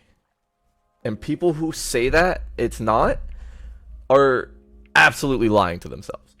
Or they have not tried it before. Dr. Pepper is fucking gas, dude. Dr. Pepper's so gas. And it's one of those sodas, too, that's just like, it's just bitter enough, too, to the point where it stops you from drinking too much of it. Like, I could probably take a can of Coke, and I could get, like, 2/3 of the can gone before my mouth says, stop. Dr. Pepper immediately tells you to stop. But it gives you the just enough flavor to make you keep coming back for more of it. And it tastes so good. I love Dr. Pepper. I know people who hate Dr. Pepper not because they actually don't like the drink, but they follow the bandwagon of this drink sucks. No, it doesn't. You suck. Or whatever friend told you it sucks, he sucks. Fuck that person. Dr. Pepper is good. I like that drink. Diet Dr. Pepper, though. No. No, that's I'll put that right under fucking zero sugar Coke. Absolutely not. Diet Dr. Pepper is just, it takes the same depressing of Coke and somehow amplifies it. Like, I don't know how. I can't explain it. But the Diet Dr. Pepper is just so fucking sad for no type reason. It makes me wish for more. It makes me wish for an actual Dr. Pepper. Like, even if my doctor said to me, hey, it's time for you to stop drinking all sodas altogether, but you can still have Diet Dr. Pepper, I'll keep drinking tap water. I'll drink tap water. Because fuck that. Fuck that nonsense. However, what is that? Caffeine free. I thought that was the vanilla flavor, because Dr. Pepper has a vanilla Dr. Pepper, and that shit's gas. I can't say that I've had caffeine-free Dr. Pepper. Can't say. But I would be willing to try it, because it's Dr. Pepper. I've not had this one. If someone can convince me to put it somewhere in the list, by all means. But I have not had it. I don't know. Now, Pib Extra. That is the drink of all time. It is just so... Mr. Pibb is like, nobody's heard of Mr. Pibb, but we've all heard of Mr. Pibb. That's I've had it because I used to work at a fast food restaurant that had Mr. Pibb on tap, and it wasn't bad. I liked it. It was okay. I would give it I'd give it a right underneath Coke. I'd say, actually, right above Coke. I think it was a little bit better than Coke. I remember it being that way. Same with RC Cola. RC Cola is like a little bit better than Coke. And it's cheaper. It's cheaper. If you've ever had RC Cola, shit's gas. It's definitely worth picking up. If you ever see RC Cola over Coca-Cola, it's fucking worth it. It's a nice drink. Pepsi. Now this is where I gotta admit whether I like Coke or Pepsi more.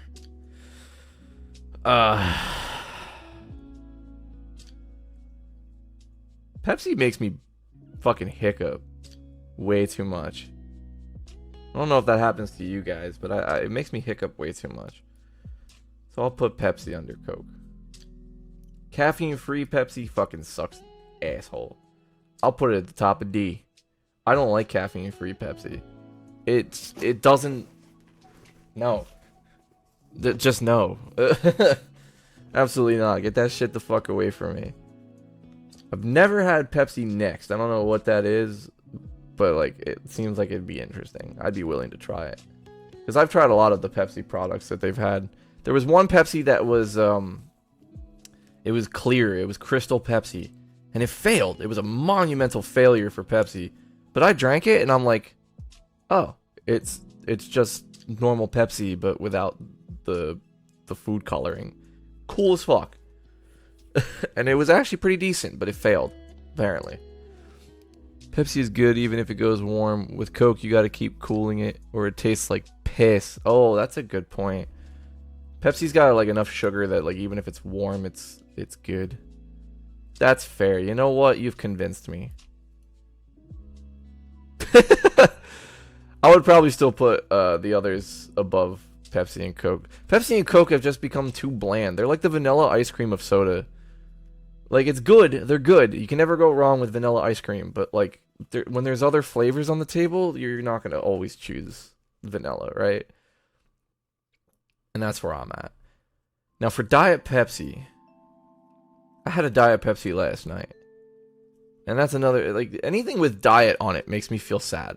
I don't know if that's an ingredient in the drink or if I just feel sad after drinking diet drinks, but I don't like it. I don't like diets.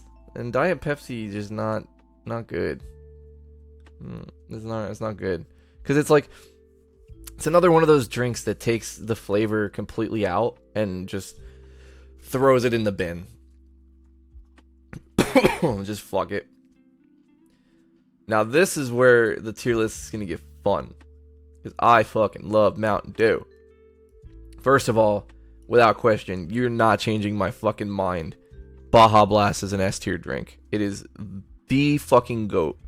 If I could go to a Taco Bell right now, I would get some Baja Blast just to have the Baja Blast. I love Baja Blast so much.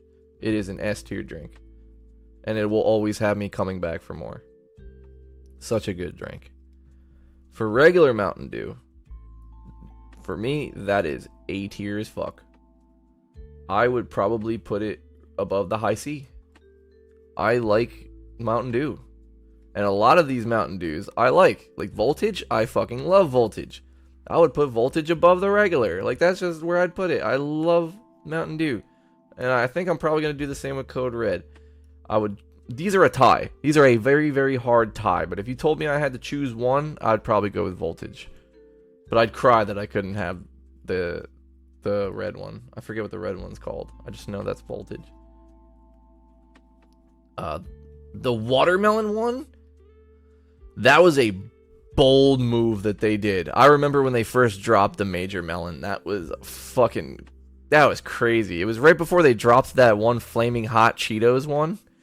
Dude, whoever made that Flaming Hot Mountain Dew needs to be shot in the back of the head. That was such a bad PR move. That was a bad move in general for their software. Or, not their software. Their soft drinks. Like, it was such a bad move. And I would probably put the Major Melon, honestly, at, like, top of B tier. Because it doesn't stand out like any of the other drinks for me. But it was a good Mountain Dew. Like, if I was very thirsty and you told me to choose one drink from this lineup, it would probably be the Major Melon. So I think that's fair for me. I've not tried this one. This is the one I have not tried. Because it came out as soon as I went up to Canada. And I didn't get a chance to try it. And I was so sad. But it looks kind of good. It looks like an orange flavored Mountain Dew. I can only assume that's what it is. So, it's going to have to go there. Now, Diet Orange Crush. Another diet, man. These diet ones are just so average. Like, Diet Crush doesn't even taste like anything majorly different. It's like, I don't know. It tastes like they took the sugar out. That's all it is. And I think it's goofy. Crush Cherry. I have not had the Crush Cherry. Absolutely willing to try it, though. Now for Crush Regular. Ooh, this is a tough one. I'm not putting it there. For now, I'm trying to figure out which one I want to put above the other. Because I like Fanta and I like Crush too. And you know what? I think I'm going to put it above Fanta. I think Crush is just slightly better than Fanta. That might be a hot take, but I love Crush. And Fanta's good, but now you gotta ask, is it Fanta from the US or is it Fanta from anywhere else in the world, right? Because Fanta in the US is like dramatically blasted with chemicals, as well as every soda on this list, but like Fanta is like the one that's most noticeably different. So I think I'll just put Crush above it because it just maintains, it just holds up, man. It holds up. The Crush Peach was okay. I thought it was alright. I would probably put it like, probably put it right about here. I think that's good because it did its job. It tasted like peach. It was nice, but I'd rather just have a regular Crush. The pineapple one I wasn't too big on. I thought it was nice, but I just thought it tried way too hard to be something it wasn't. And it just didn't taste, meh. Have not had this one. What is that? What is it? Strawberry Crush. Oh no, I have had. I thought it said blackberry. I have had Strawberry Crush. It's pretty decent. I'd put it probably above peach. That's a decent spot for it. I like the Strawberry Crush. Hell yeah. Oh, we're coming up to the root beers. This is where shit's gonna get good. Ooh. Oh, they don't have Stewart's? That's crazy. That's crazy. Now, another orange soda. Sunkissed. This is how I rate my orange drinks. I would go Crush, Sunkissed, and Fanta, but it is a very close game. It's not like Crush is absolutely obliterating Sunkissed. No, Crush and Sunkissed are pretty close, and same with Sunkissed and Fanta. They're all pretty close, but I would definitely rank them this way for myself. I think that would be dope as fuck. I think that is like the way you should rank them. Now these two, I never actually went out of my way of trying them, but another set of drinks I would absolutely try, because they just like, they look enticing, but they also look like shit in a way. But I'd still be willing to try them. Now for the root beer, my favorite part, and for me this will be an easy lineup because they're all going in A tier, but first of all, I'm just going to put them all here because I know they're all going to A tier. Oh, the cream soda? Yeah, that's S tier. Sorry. A&W's cream soda is so fucking gas. You will never not get me to choose an A&W. If I have to choose a cream soda amongst all of these drinks, it's easily. I'm easily taking cream soda. I fucking love cream soda. And A&W fucking nailed it with this one. Nailed it. So that is an S tier for me. Woo! Now, for the root beers, I will put Mug here, A&W, and Bar. These two are close. That's not. That is not close to these two. Because I like Barks. Barks is nice. But between the other two, Mugs taste sweeter. And I like the sweetness of the Mug. And A&W is sweet too, but it's not too sweet. And Barks just tastes like they squeezed a barrel until it dripped root beer. Like, it's like... I don't know how to describe it. Barks still tastes like the barrel is included in the ingredients. So I don't fuck with Barks as much. I wouldn't be mad. Like, if you pulled up to the function with Barks root beer, I wouldn't be mad. But I'd be a little sad that you didn't think a little bit before you fucking bought your root beer. So yeah, that's my lineup. Mug, A&W, Bargs, fucking hands down. Hands down.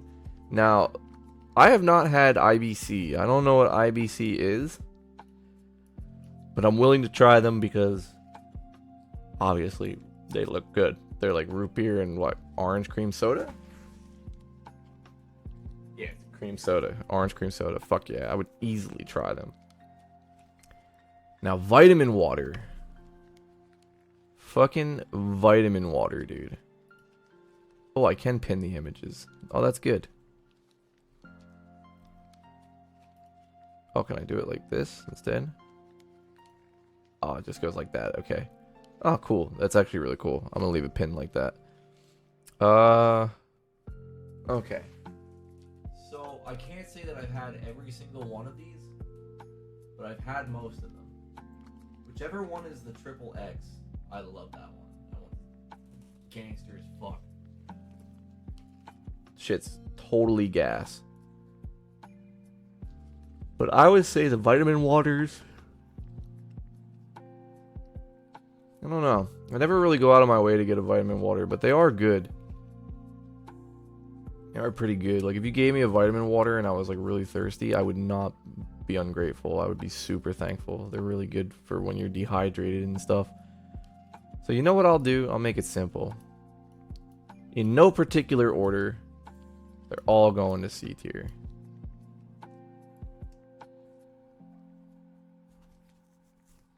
Then again, I don't know, man. See, I want to put them at the bottom of B tier, but like,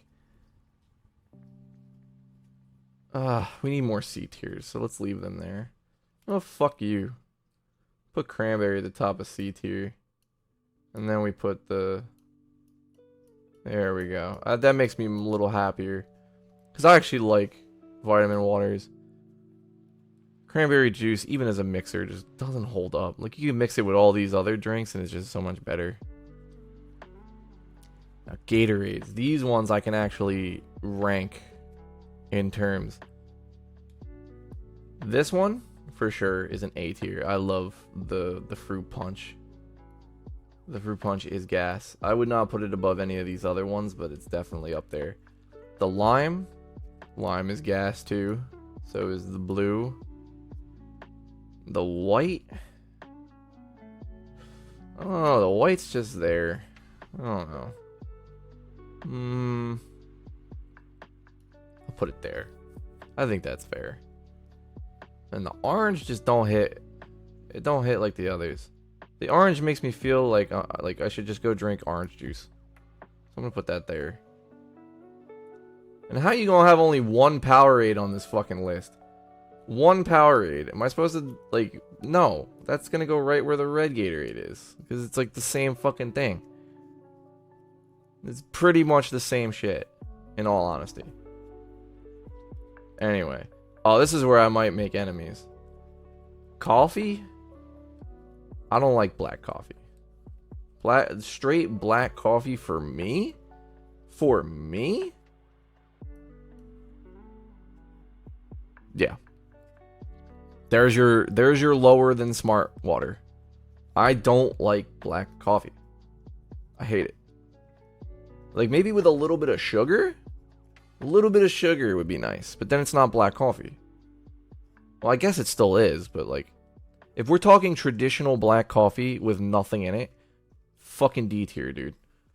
It just tastes like boiled dirt. I don't like it. Don't fuck with it.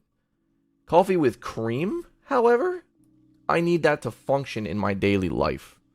I need coffee with, same with iced coffee. Like, I will take an iced coffee over just about any other drink. I love iced coffee.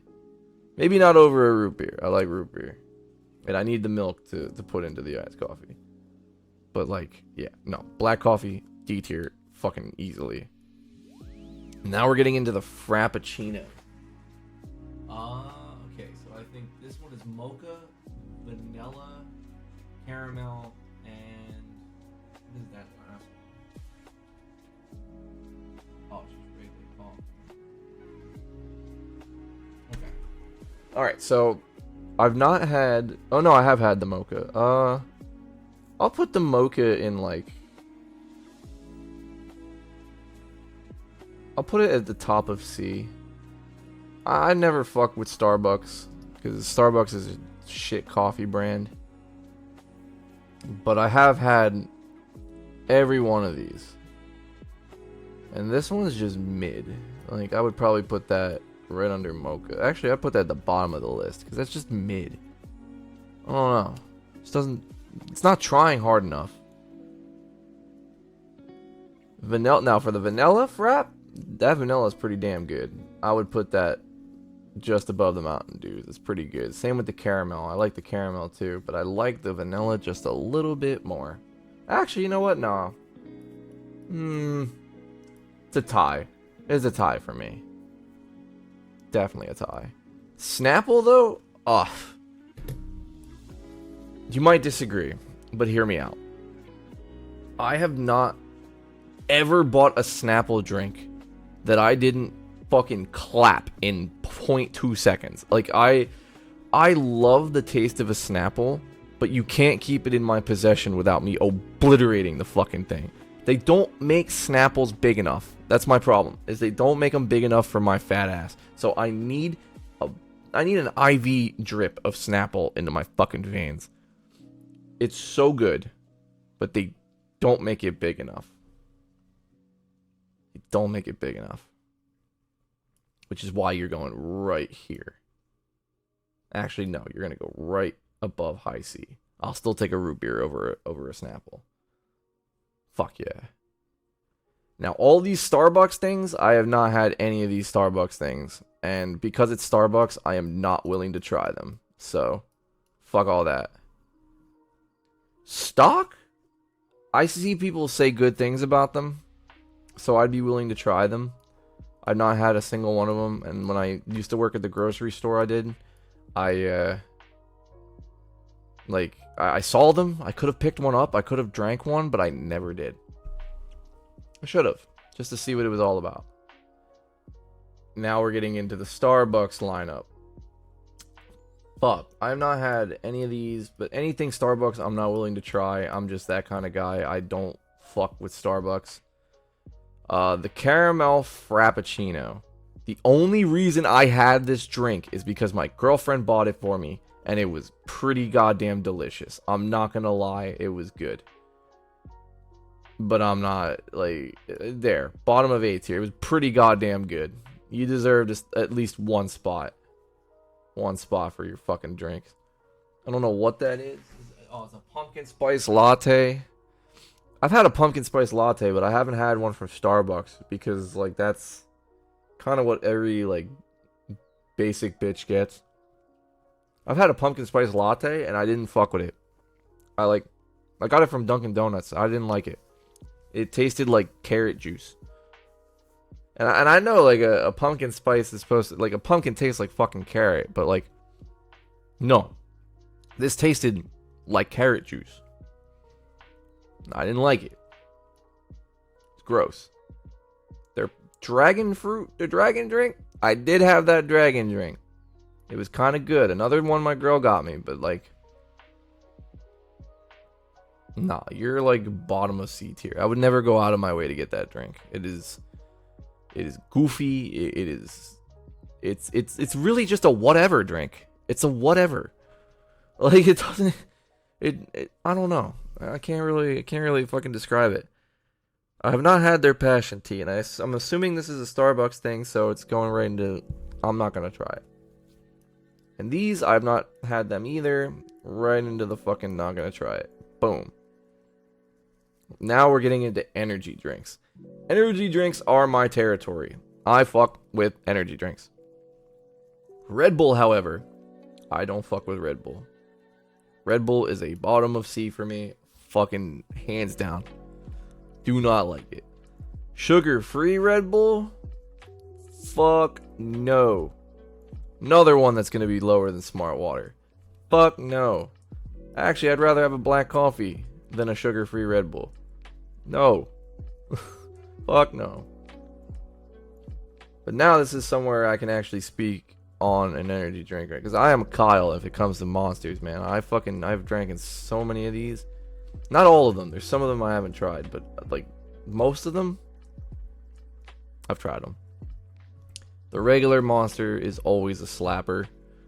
Can't go wrong with the regular Monster. That is like above regular Mountain Dew, but not above the others, you know? pretty fucking straightforward, pretty bussin'. Not big on the blue one though. The blue one is like a low carb sort of thing, but I'm like, no. No, sir. Not big on it. But it still tastes kind of good, so I'll give it like a top of C tier. Pretty decent. Now the zero sugar monster. I'm gonna tell you right now, my girl loves these fucking things. I can't stand them. I can't fucking stand them. They like, it's good, but it's not bussin'. You know, like I'd probably put it like midway through this. Like I'd still take it over a Diet Coke, but I don't think I would. No, yeah, that's a little bit better. That's a bit better. Hell yeah. This one I've not had, but any monsters that I have not had, just assume that I'm going to try them. The blue one, I don't think I've had this one either, or this one. Oof, starting off pretty fucking strong. What is this one? Ultra black. I didn't even know they had an ultra black. What is that? I thought it was a salt for a minute, but no, I've not. Interesting. Now this one. Yeah, this is the Ultra Fiesta. The Ultra Fiesta was pretty good. It's kind of similar to the mango one, but not quite. But I would put that right there. Actually, put it above that caramel frap. Fuck you. Fuck you, Starbucks. This is Ultra Gold. Yeah, Ultra Gold was actually surprisingly good. When I first tried it, I was like, kind of a slapper, but like I didn't go home talking about it all night. It was just fucking whatever. But I would say it's about right there. Nah, I think I'll put it. Having doubts. Yeah, I think that's fair. That's where I would put it. Yeah, I think that's. I'm sticking with it. I'm sticking with my guns. The green one was pretty solid. I think that's another B tier, but it didn't leave much of an impression on me, so I think I'm gonna put it at the bottom of B tier, just because it really didn't. Like I if you told me to describe its taste right now, I couldn't. I just can't. This one is Ultra Red. Ultra Red's pretty good. It actually tastes like red. Like, I don't know what else to tell you. It just tastes like red. Whatever Red 40 is supposed to taste like, that's it. And I'm gonna put that. I'll put it right under the Fantas. I would still take a Fanta over the red, I think. Rosé is pretty good. The Rosé one is very good. I would put that right next to the main one because I love that fucking thing. The orange one, I don't really gravitate towards orange anything unless it's like a Sunkist or something, or like a Crush, but no. The purple one is fucking gas, dude. That thing is gas. I would easily, you know what? I'd even put that above the Mountain Dews. That motherfucker is tasty. It tastes so good. I love that fucking drink. And when they took it off the shelves here, I was like, you guys are fucking bastards for that. And they were bastards. I hope they learned their lesson. And this one, it's literally just like, it kind of just tastes like spicier Mountain Dew Major Melon. It really does. Like, I would just put that watermelon there because it tastes spicier. I don't know what to say about it other than that.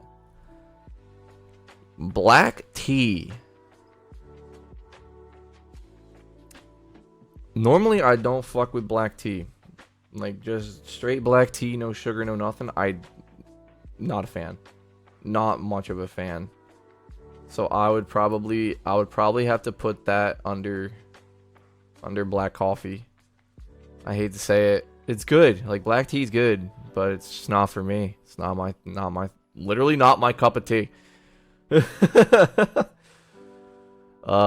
Green tea, however. Green tea is pretty fucking slamming. I like green tea.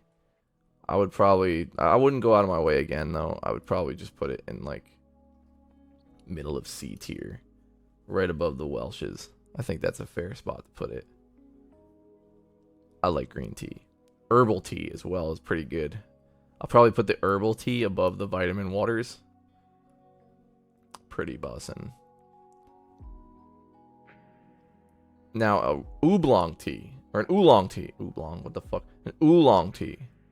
I've not had oolong tea. If I have, I don't remember it. But I'd be willing to try it. Rublos tea? Not had that either. I thought that said Roblox for a second. I was like, what the fuck? Okay, Roblox tea. Same with white tea. I'm not much of a tea drinker. So I haven't had either of them. But I'd be willing to try them. Oh, see, now we got some Snapples again. Jesus. Had to go all the way down the list to get to our fucking teas. Alright. Cool. Now, for Snapples, these are going to be tough because I really, really, really like Snapple. All of them slap. Like, I'm just going to do this. Fruit punch. Bussin'. That's the peach tea. Bussin'. Raspberry tea. Fucking actual gas. And then the strawberry kiwi. That's the only one that I would not put at the top. If anything, it would probably be right. Yeah, I'll put it right there. That's about right. Coffee with cream, I'm reevaluating. I'd probably put that right here above the Gatorades and stuff. Yeah, I think that I'd be happier with it there. Yeah, it's good. Gold Peak tea. Gold Peak tea is kind of fun. I don't know what flavors these are.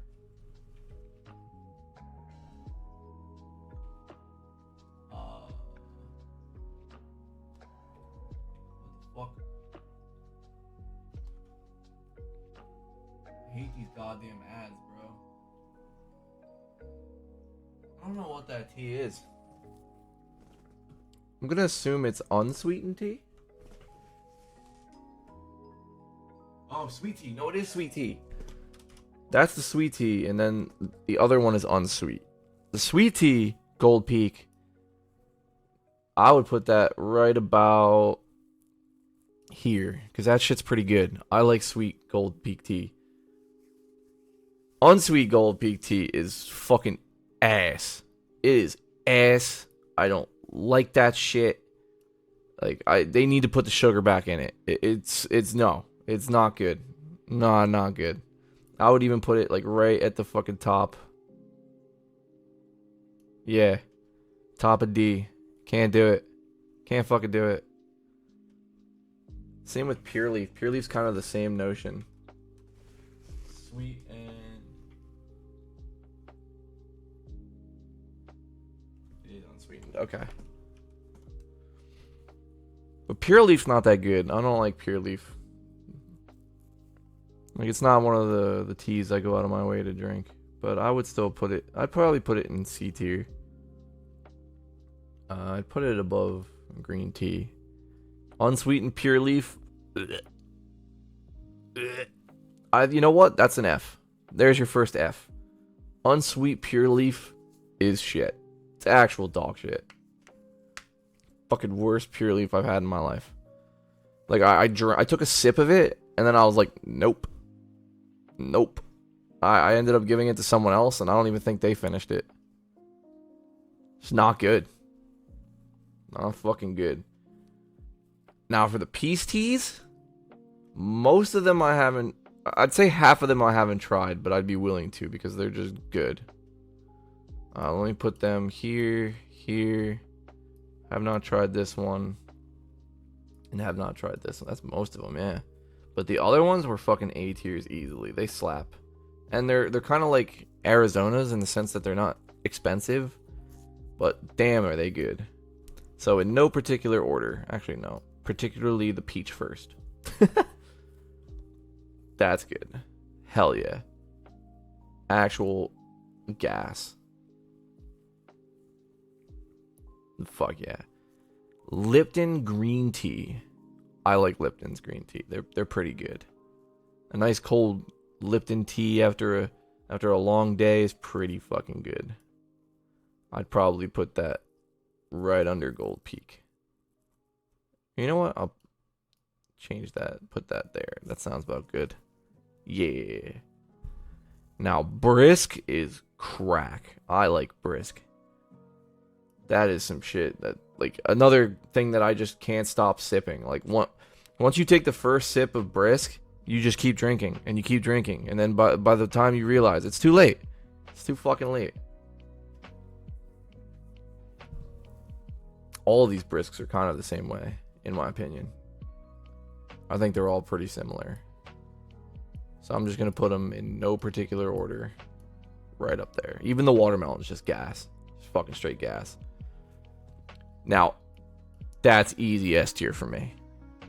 These are easy fucking S tier. Don't care. I don't care. The sweet tea is probably going right next to Sunny D, right in front of it. 99 cents for cracking a can. And these cans are double the size of any Coke can you could possibly fucking imagine. 99 cents for these fucking cans, and you do not go away thirsty. I'll get like 3 of them just to make sure that I have something to drink for the day. It's so good. And the sweet tea I'm pretty sure has taken off years of my life. The amount of sweet tea I've drank from Arizona, I've had to have like destroyed myself. There's no way. I haven't even tried the Arizona. What is that? Sweet apple? Oh, I would definitely be willing to try that. I'm putting that right in front. That'd be the first thing I try on this list. Hell yeah. Ooh, now we're getting into beers. Ooh. This is where it's gonna get interesting. I'm gonna tell you right fucking now, Bud Light can go straight into F tier. Fuck Bud Light. I don't like Budweiser. I do not like Budweiser. But if you gave me a cold Budweiser on a hot day, like this one right here, I'd probably put it in like top of D tier. I just don't fuck with Budweiser. And Bud Light is just dog water. It's shit. It's so bad. Like, I know people that drink it religiously, and they're like, oh, Bud Light's so good. No, it fucking isn't. Stop lying to yourself. Jesus Christ, drink a fucking Heineken. I know they're expensive, but, like, go out of the way. Please. Do not show up to my function with Bud Light and offer me a Bud Light. Unless I'm already, like, 12 beers deep, don't offer me a Bud Light. Now, Coors Light, kind of the same shit. I don't really fuck with a Coors Light either. Probably put it at the bottom of C. Because I do like Coors. Coors is kind of nice. But I don't like Coors Light. Coors Light's just no. Corona? Corona is a good-ass beer. I've had warm Coronas, and I don't like it, but, like, it still doesn't leave my body feeling like shit if I drink, like, a warm Corona. I'd probably put that at the bottom of B. Hell yeah. And Dos Equis, so painfully average for a beer that I'd probably put it like, I'll put it right there. It's just so painfully average. Like, nobody ever like talks about Dos Equis like it's the best thing or the worst thing. It's just Dos Equis. You know, it is the beer of all time. Now for me, Heineken's a goddamn good beer. I like Heineken. Now, if I have to rank them up against all these other drinks, it's not going to be anywhere in the top of A tier. But it's definitely going to be above that caramel frappuccino. Because now it's in A tier because it's good, but I'm putting everything above it to spite it. Because fuck that caramel frap. Now, Michelob Ultra. I've had a couple Michelobs. I got pretty drunk off those things. Another painfully average beer, I think I'd say. It's cheaper than Dos Equis, so I'll probably put it there, above that. That's fair, I think. Now the Bud Light seltzers, fuck no. Absolutely not. Those are going straight there. And same with I haven't had the Corona seltzers, But I'd at least be willing to try them. Because they seem kind of good. Happy Dad. What is that? I'd be willing to try these. I've never had or even heard of Happy Dad, but I'd be willing to try it. Because anything with a name like Happy Dad seems funny. So I'd be willing to give it a shot. Dude, White Claws? Fuck you. Fuck you. I'm sorry. I don't like seltzers, period. Like, I'd even be willing to try the Corona seltzers, but like, nah, you know what?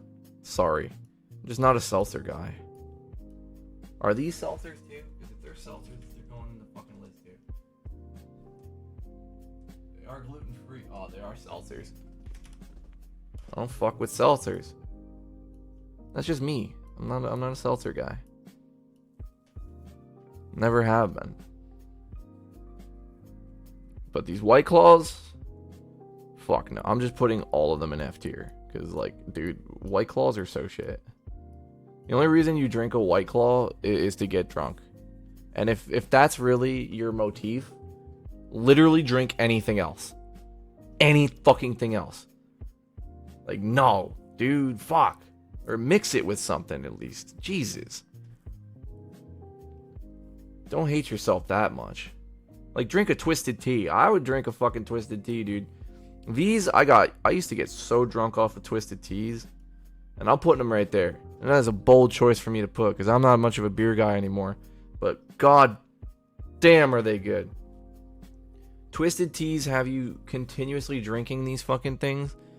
To the point where by the time you've had like 5 tall boys, you're blasted. And you don't even realize it. Because you just think you've been drinking tea. You've been tricking your body into thinking that you're drinking tea. To the point where you've got so fucking stossed, you're done. Like, it's like, god damn, man. Like, holy shit. So, I think a twisted tea deserves to be there. It's a good drink. Maybe not above the Snapples. Maybe above the Brisk, but not above the Snapples. I think that's fair. Now, these Seagram seltzers, I have not had all of them, but I have had a couple. And I can't even tell you which ones I had. But I just remember they were good. They kind of remind me of the Smirnoff Ices. And they were pretty damn good. I like these. I'm going to say that I've never had them, though. Just to make things easy. I've never had them, but I'd be willing to try them. Because they're fucking gas. Alright, so we've got, what? 1, 2, 3, 4, 5, 6, 7 drinks left. And they're all hard liquors. So, ladies and gentlemen, we have daiquiris. I've not had enough daiquiris to say that I am a daiquiri fan. But I have had enough to say that they are fucking good. And especially depending on how you make them, you can make a very bussin' daiquiri. So I will definitely put this at the top of B tier. I like it. I feel like if I had more of them, I'd probably change it to an A tier. But I like daiquiris, so they're going in B. Margaritas, they're the fucking sauce me up machines. Those, you will be fucking so stossed before you realize it. But I don't know. The tequila doesn't always sit well with me. So I think, for me personally, I'd put a margarita at a C. Like top of C tier. Because they're good. Like sometimes they're really, really good. But of the margaritas I've had, nah. They either do too much tequila or not enough tequila. And there's really never an in-between with the margaritas, and it sucks. So I think top of C tier is fair. Sake. Gonna get a lot of hate comments for this one. I don't like sake. That is the top of D tier for me. Sake, the only time I'll drink sake is if I'm with my friends and we all just want to like solidify our brotherhood, or I'm with my girl and she's like, hey, let's have some sake, because she actually likes sake. I don't. But like I I won't go out of my way for sake. Sake is not my thing. I tried it. I gave it enough tries. This is not for me. Not for me. I know I'm losing viewership the more I talk about it, but yeah. Tequila. Ooh, excuse me. Tequila is a drink that it really depends on how fucked up I am. Right? Like if I'm like I'm fresh off the boat, ready to start drinking. I have not had my first sip yet. I am not touching that tequila. Not at all. But if I am like 5-6 shots deep and like got a beer to wash it down with, I will slam back tequilas like I'm fucking like I'm straight out of fucking, I don't know. So for me, tequilas kind of sit at a very mid. Yeah. I'll put them right underneath Dos Equis. I think that's fair. Hell yeah. Vodka, man. Oh man. Oh, please, if you're Russian, please don't hate me. No, but like, me and vodka don't mix. Like, unless you mix the vodka with something, I can't do straight up vodka. Like, I couldn't do shots of vodka. Not big on it. I've done shots of vodka. I'm just not very pleased after the fact. So I'm probably gonna put vodka in C tier above the green tea. Because it's like somewhere around there seems good. Like I'd still rather take a green tea over vodka. Or I'd still take a green, not a green tea. My God, I'm so sorry. I'd rather take a pure leaf over vodka. But maybe not a green tea. Now whiskey, this is a personal one for me. Whiskey is like right there. I would put whiskey above root beer. I fucking love whiskey. I am a whiskey man. I enjoy me some Jack Daniels. I like Jack Honey, Jack Apple. I'm a Jack Daniels guy. I like bourbon too. Like, fuck, man. Brown liquors, that's for me. I like the brown liquors. Like rum and shit too. Ooh, they go hard. And you can never go wrong with a Jack and Coke. Like, you go somewhere, you go to a bar, you like they got all these fancy drinks, and you don't know what you want yet, but you're willing to try something, but you're like not ready yet. A nice Jack and Coke will get you started, or a rum and Coke will get you started. You know, it's a great way to start. And I just had last night, my buddy made me a drink. He's a bartender. He made me a drink. It was a bourbon and lemonade, and I fucking almost came my shorts. I was like, whoo, that is good. That was really good. And now, for the final pick, the wines. I have a deep history with wine. Very deep history. You can never go wrong with a wine. You can have a nice wine for dinner, and nobody will look at you weird. And you can have a nice wine with a girl. You can have a wine with your buddies. Doesn't matter. Maybe if you're having like a Super Bowl party or something, you pull out the wine, you might get a couple looks. But like, nobody's gonna be mad. It's wine. Who would be mad at wine? Right? Alright. With that said, this is our tier list. All said and done. If there's any objections to this tier list, I'm all for it. I am totally all for it.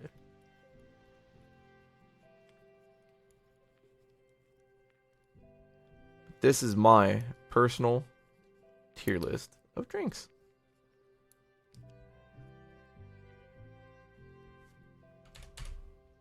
Straight gas.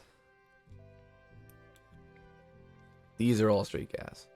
For the S tiers, I'm just going to say for the S tiers because they deserve the mention. Chalky milk. Fucking, I don't know anybody that doesn't like chocolate milk. And if you don't, I'm sorry that your life is so sad. Maybe you need some chocolate milk to change how your life is going. But chocolate milk will always be top goat. Arizona sweet tea. There is not a fucking drink that beats this drink. It is so good. It makes me feel like the most gluttonous piece of shit on the planet, but I love it. I fucking love it.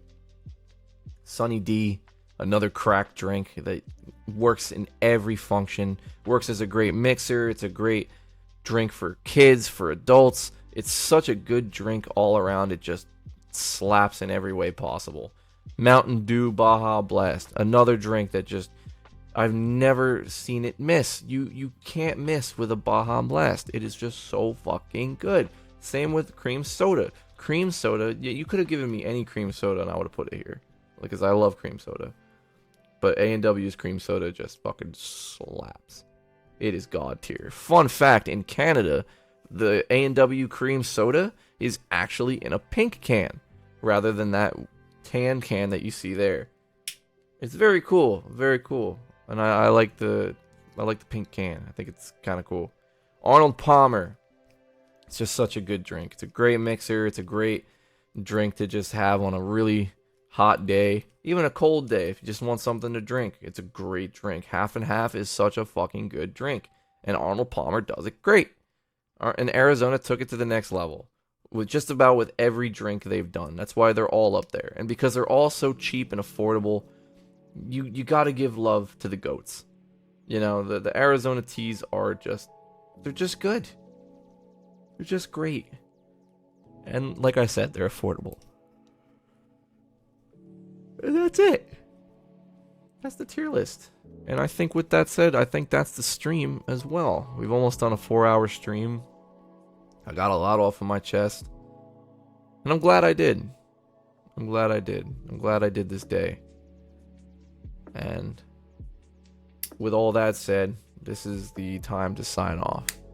Next week, I might do intravenous. I'll leave it up to another vote. If somebody suggests we play another game, then I could definitely look into putting up another vote. But it would be nice too to just do an intravenous stream, because, well, that was what Mr. Josh Ma was suggesting we do today, and I think I should have done it just for the fact that it was Josh Ma alone that suggested that. But real shit. Thank you guys. Thank you to everybody who tuned in, to everybody who got to hear me out and listen to me rant, listen to the good times and the bad of the Duke community. And it was all good in the end for me, because I learned a lot and I made a lot of good friends. I made a career choice based on the things that I did for Duke Nukem, and I'm happy with it. I'm happy with everything. And despite there being a shitty segment of the Duke Nukem community, I am glad that I got to be a part of it in some way, shape, or form. So with that said, ladies and gentlemen, I hope you have an awesome rest of your Sunday, and I hope to see you all next week when we play either intravenous or something else, if everybody so wishes. But I'm thinking it's going to be intravenous. So peace out, everybody. Have a wonderful rest of your Sunday.